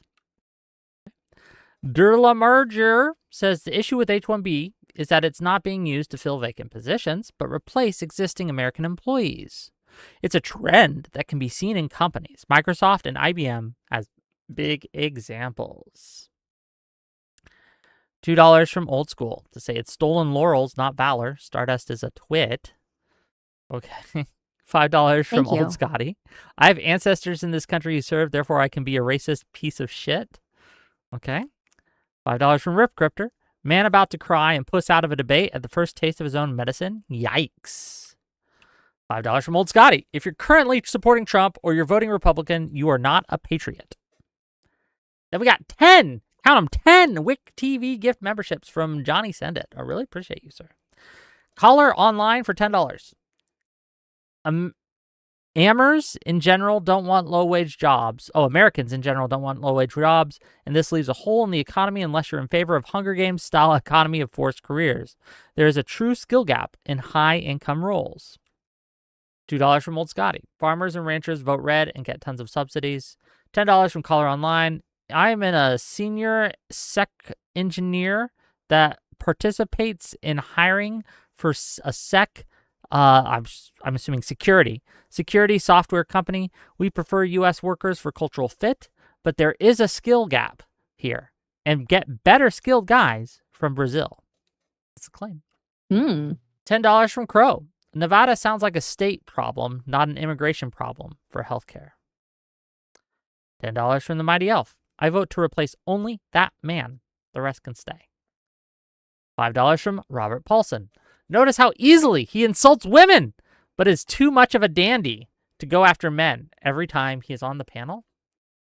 $5 from Ekem. Real talk. I've said shit to you on your own stream. You are much more respectful to me than you are to Stardust. I will say that. $5 from Ekem. Rift wants to lower standards for medical professionals to hire more white people. Isn't this DEI? Also, nice dabs time, bro. $2 from Old Scotty, trying to compel to a conservative empathy, Lamau. And then finally, $5 from Derlamernger. Wick, please allow a viewer debate on this topic on another night. I will fight in the blood pits for my belief. I don't know if we're going to do this topic again. It's cancer. This topic is a spicy topic. But I do appreciate you both being here. I want to give first Mr. StreamRift his closing and tell people where they can find you, and then I'm going to let Stardust have the last word. Go ahead. Yeah, well, I appreciate that we're even dignifying this by acknowledging that it's a thing that's being discussed. I think it's pretty obvious that that mass migration is being used to accomplish certain goals. I do think it's intentional. I could see arguments for it being in indifference to an outcome. However, when we look at the way that we've actually seen government in the U.S. play out laws, we've seen the way the government in the U.K. has protected appearances of prejudice. And when we take a look at the way that we've seen a lot of immigration in Sweden, it really does seem weaponized and intentional. It's tough to try to put all the pieces together. But stuff like this doesn't seem to just happen on accident. And I will say, tip of the hat to Stardust for hanging with it. I think we were able to communicate a little bit here. But boy, oh boy, it sucks when I can't even finish my sentence. Okay, thank you. Where you can find me, I'll do that real quick. I don't have a channel, so I am StreamRift on Instagram. I've been doing debates. I did get Brian Shapiro really angry, and so you might see me around Digital Social Hour or some other clips here and there. At some point, I might have a channel, but for right now, it's only 8 subscribers, so it's. Do not worry. For those of you that hate my views, there is not a large audience. I'm not platformed very long. Thank you for being here. Really appreciate you coming on. Stardust, last thoughts. Yeah. I just want to say thank you for agreeing to this debate with me. I am practicing for. I'm practicing this topic in particular, and debating this topic is not necessarily a walk in the park for sure. But I do appreciate you. I appreciate you agreeing to this, even though we've had some unpleasant moments here and there. And I appreciate Wick for putting this together. What I'll say is that StreamRift, like on ending, said that, it says a lot of things like, oh, it seems like this is coordinated. It feels like this is coordinated based off of bits and pieces that he's cherry picked in the UK, in the US, grooming gangs here, H-1B workers here, this thing here, that thing there, right? And it's not, you can't really have a coherent conversation when you're talking about 2 different countries and you're talking about wildly different examples. By the way, which completely contradict each other, right? So, one big contradiction I've noticed is that he's upset about immigrants who come here who are leeching off the welfare system, and then simultaneously mad at immigrants who come here and are hugely highly skilled, filling jobs that we don't have the bodies for. And in fact, a lot of them are making jobs for people. So these things contradict each other. Are we making a large voting block based on with this immigration? Is that what we're doing with this great replacement? Or is this companies exploiting immigrants and bringing them here? These things are inherently opposed to each other, inherently contradictory. There is not you can't have a coherent great replacement when you've got 2 of these goals that are directly contradicting each other, right? If you're got companies who are bringing people here who are filling these jobs, they're not going to be relying on the welfare system. And they're not going to be voting necessarily with the progressive candidate, especially since a lot of them come from more socially conservative countries and cultures.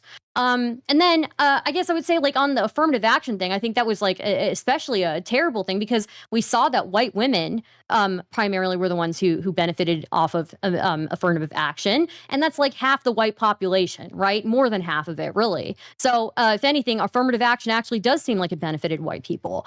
And then if you unless you want to talk about like the family system or whatever, women always worked, right? This is ahistorical to say that women didn't work. Women have always worked all throughout history. It was only very rich women at a very short period of time that had the luxury of not working, and even then they often hired other women to help them around the house. So this whole thing about destroying the nuclear family, blah blah blah, the nuclear family as it exists is not necessarily historically accurate. In fact, for most of history, we had intergenerational families, and most women did work. They just didn't work in the same fields as men. So I guess with that, that's like kind of my conclusion. I've done a lot of research on this, but it has been a couple of years since I've debated this topic specifically. But I do appreciate it. You can find me on youtube.com. My live stream channel is Stardust IRL. Or you can find me on kick.com/Stardust, which I'm trying to grow my Kick. So come follow me. Thank you so much for organizing this. Yeah, no, thank you both for being here. I'm gonna let you guys go. I'm gonna talk to my audience, so don't go away yet, audience. But I want to talk to my audience about what I got coming up. We got 2 shows mainly coming up. Tomorrow, I am going to go on Dylan Burns' show. And I just checked the guest list. I think it might be an ambush, gang. We got so here's the guests. I'll just tell you. It'll be me. Okay, it'll be Soy Pill. It'll be Pisco. It'll be Straighterade. It'll be Kid Not Kin. Okay. Oh my. I wonder how that's gonna go. It's gonna be a interesting panel. It's gonna be talking about the DSA, to be clear. So yeah, I don't know. I'm gonna have to prep for this one, gang. It'll be fun. So wait, can you again name the guest list one more time for me? That's sure. crazy. It's me. There'll be Soy Pill. There'll be Pisco. There'll be Kid Not Kin, and there'll be Straighterade. Okay. So yeah. Oh boy. It'll be a fun is a little Dylan conversation. Burns debate, huh? Dylan Burns panel. Oh, I was invited, and I was like, "Oh, Dylan Burns panel. That's He hasn't done one in awesome. a while. This should be fun." Yeah. So I don't know. He's the one that invited. It's not my show, okay? He invited me, and you know what? If this is the show he wants to do, as long as I know him in advance. Yeah. But yeah, He's a nice guy. Yeah. he is. Yeah. Then on Sunday, just to help with my mental health, we're having a non-political discussion. It's going to be on erotic roleplay, and we're going to have Zugami, we're going to have Mooks, and we're going to have Suze, and they're going to come on and talk to me about the ethics of erotic roleplay. What is, when you fantasize and engage in fantasies, where are the lines, right? Where are the lines? Is there anything that it is not okay to fantasize about between consenting adults? We're going to talk about it. Should be fun. That'll be on Sunday. And then we got a whole host of on the Lord's Day. Then we got a whole host of content for the week after. I'm going to be debating on birthright citizenship on Sarah the Raging Tomato Show. I'm going to go on Wednesday. The 2nd. We have Soy Pill versus Loner Box Part 2. It'll be fun. Okay. I'm going to let you guys go. And then I'll talk to you. I love you guys. Bye.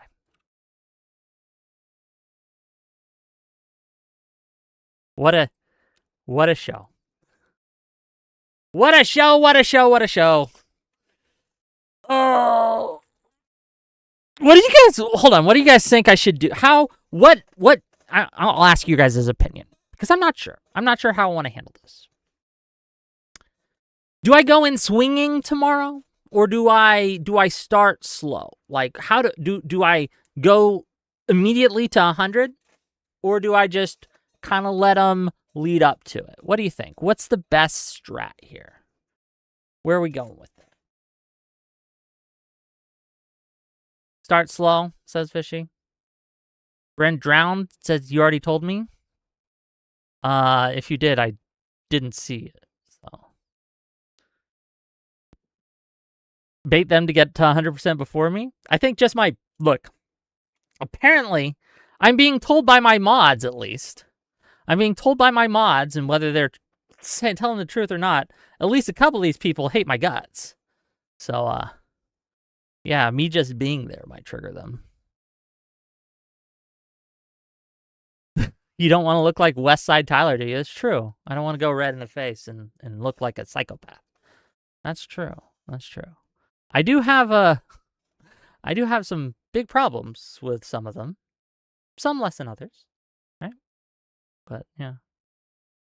We'll see. We'll see how it goes.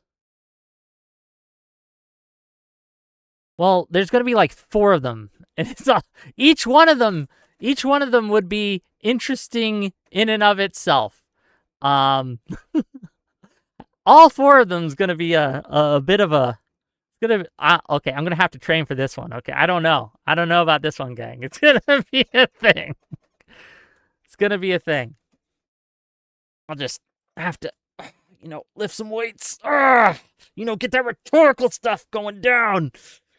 Oh yeah, they're going to call Wicca fascist. Well, I don't think Soy Pill will, and I don't think Pisco will, but the other 2 might. I don't know. I guess we'll see. It'll be fun. It's going to be a little later than normal. It'll be at 8 p.m. instead of 6 p.m. Eastern. Yeah. I'd be happy to have Hutch on if Hutch wanted to come too. Like I said, but it's not my show. I don't get to. Like, here's the thing. It's not my show, so I don't get to choose the guests. And that's okay, right? That's okay. But at the end of the day, it's when I am in someone else's house, I will be respectful of that house. Does that make sense? Right? Does that make sense? When I am in my own house, we do it my way, right? But again, it's not scummy. It would be a little weird if they didn't tell me beforehand, but I'm aware. Like they released the guest list today. I'm aware. So I'm going in forewarned, at least. So no, I disagree with you. I don't think it's scummy behavior. I'm aware, and I'm continuing to go. It's my choice, right? But yeah, I'll do my best to represent my side with vigor and respect and aplomb. What's the topic? The DSA. The topic is the DSA.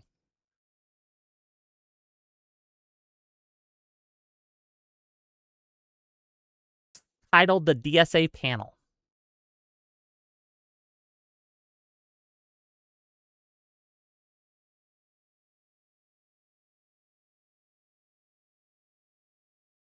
No, I'm not going to tout DSA hard. I'm against DSA. When is it? Tomorrow, 8 p.m. Eastern. You like this? You like this shirt? Before the show, I spilled a little ramen on it, so I gotta clean it off. But if you guys like the shirt, then yeah, I'll wear it tomorrow. Why not? Okay, I think that's all I got for you, ladies and gentlemen. Thank you, by the way, Raiders who stayed. I know it was a it was a debate, right? But thank you for staying, donating. Those of you who liked the stream, subscribed, etc. All these things, really appreciated. Really helps the channel. I love you all. Right? Little heart emoji there for you guys. Okay, I can't really do the heart emoji. Is this better? Is it better heart? Yeah, better heart. Okay, and I'll see you guys tomorrow, 8 p.m. Eastern. Peace out, Girl Scouts. Bye.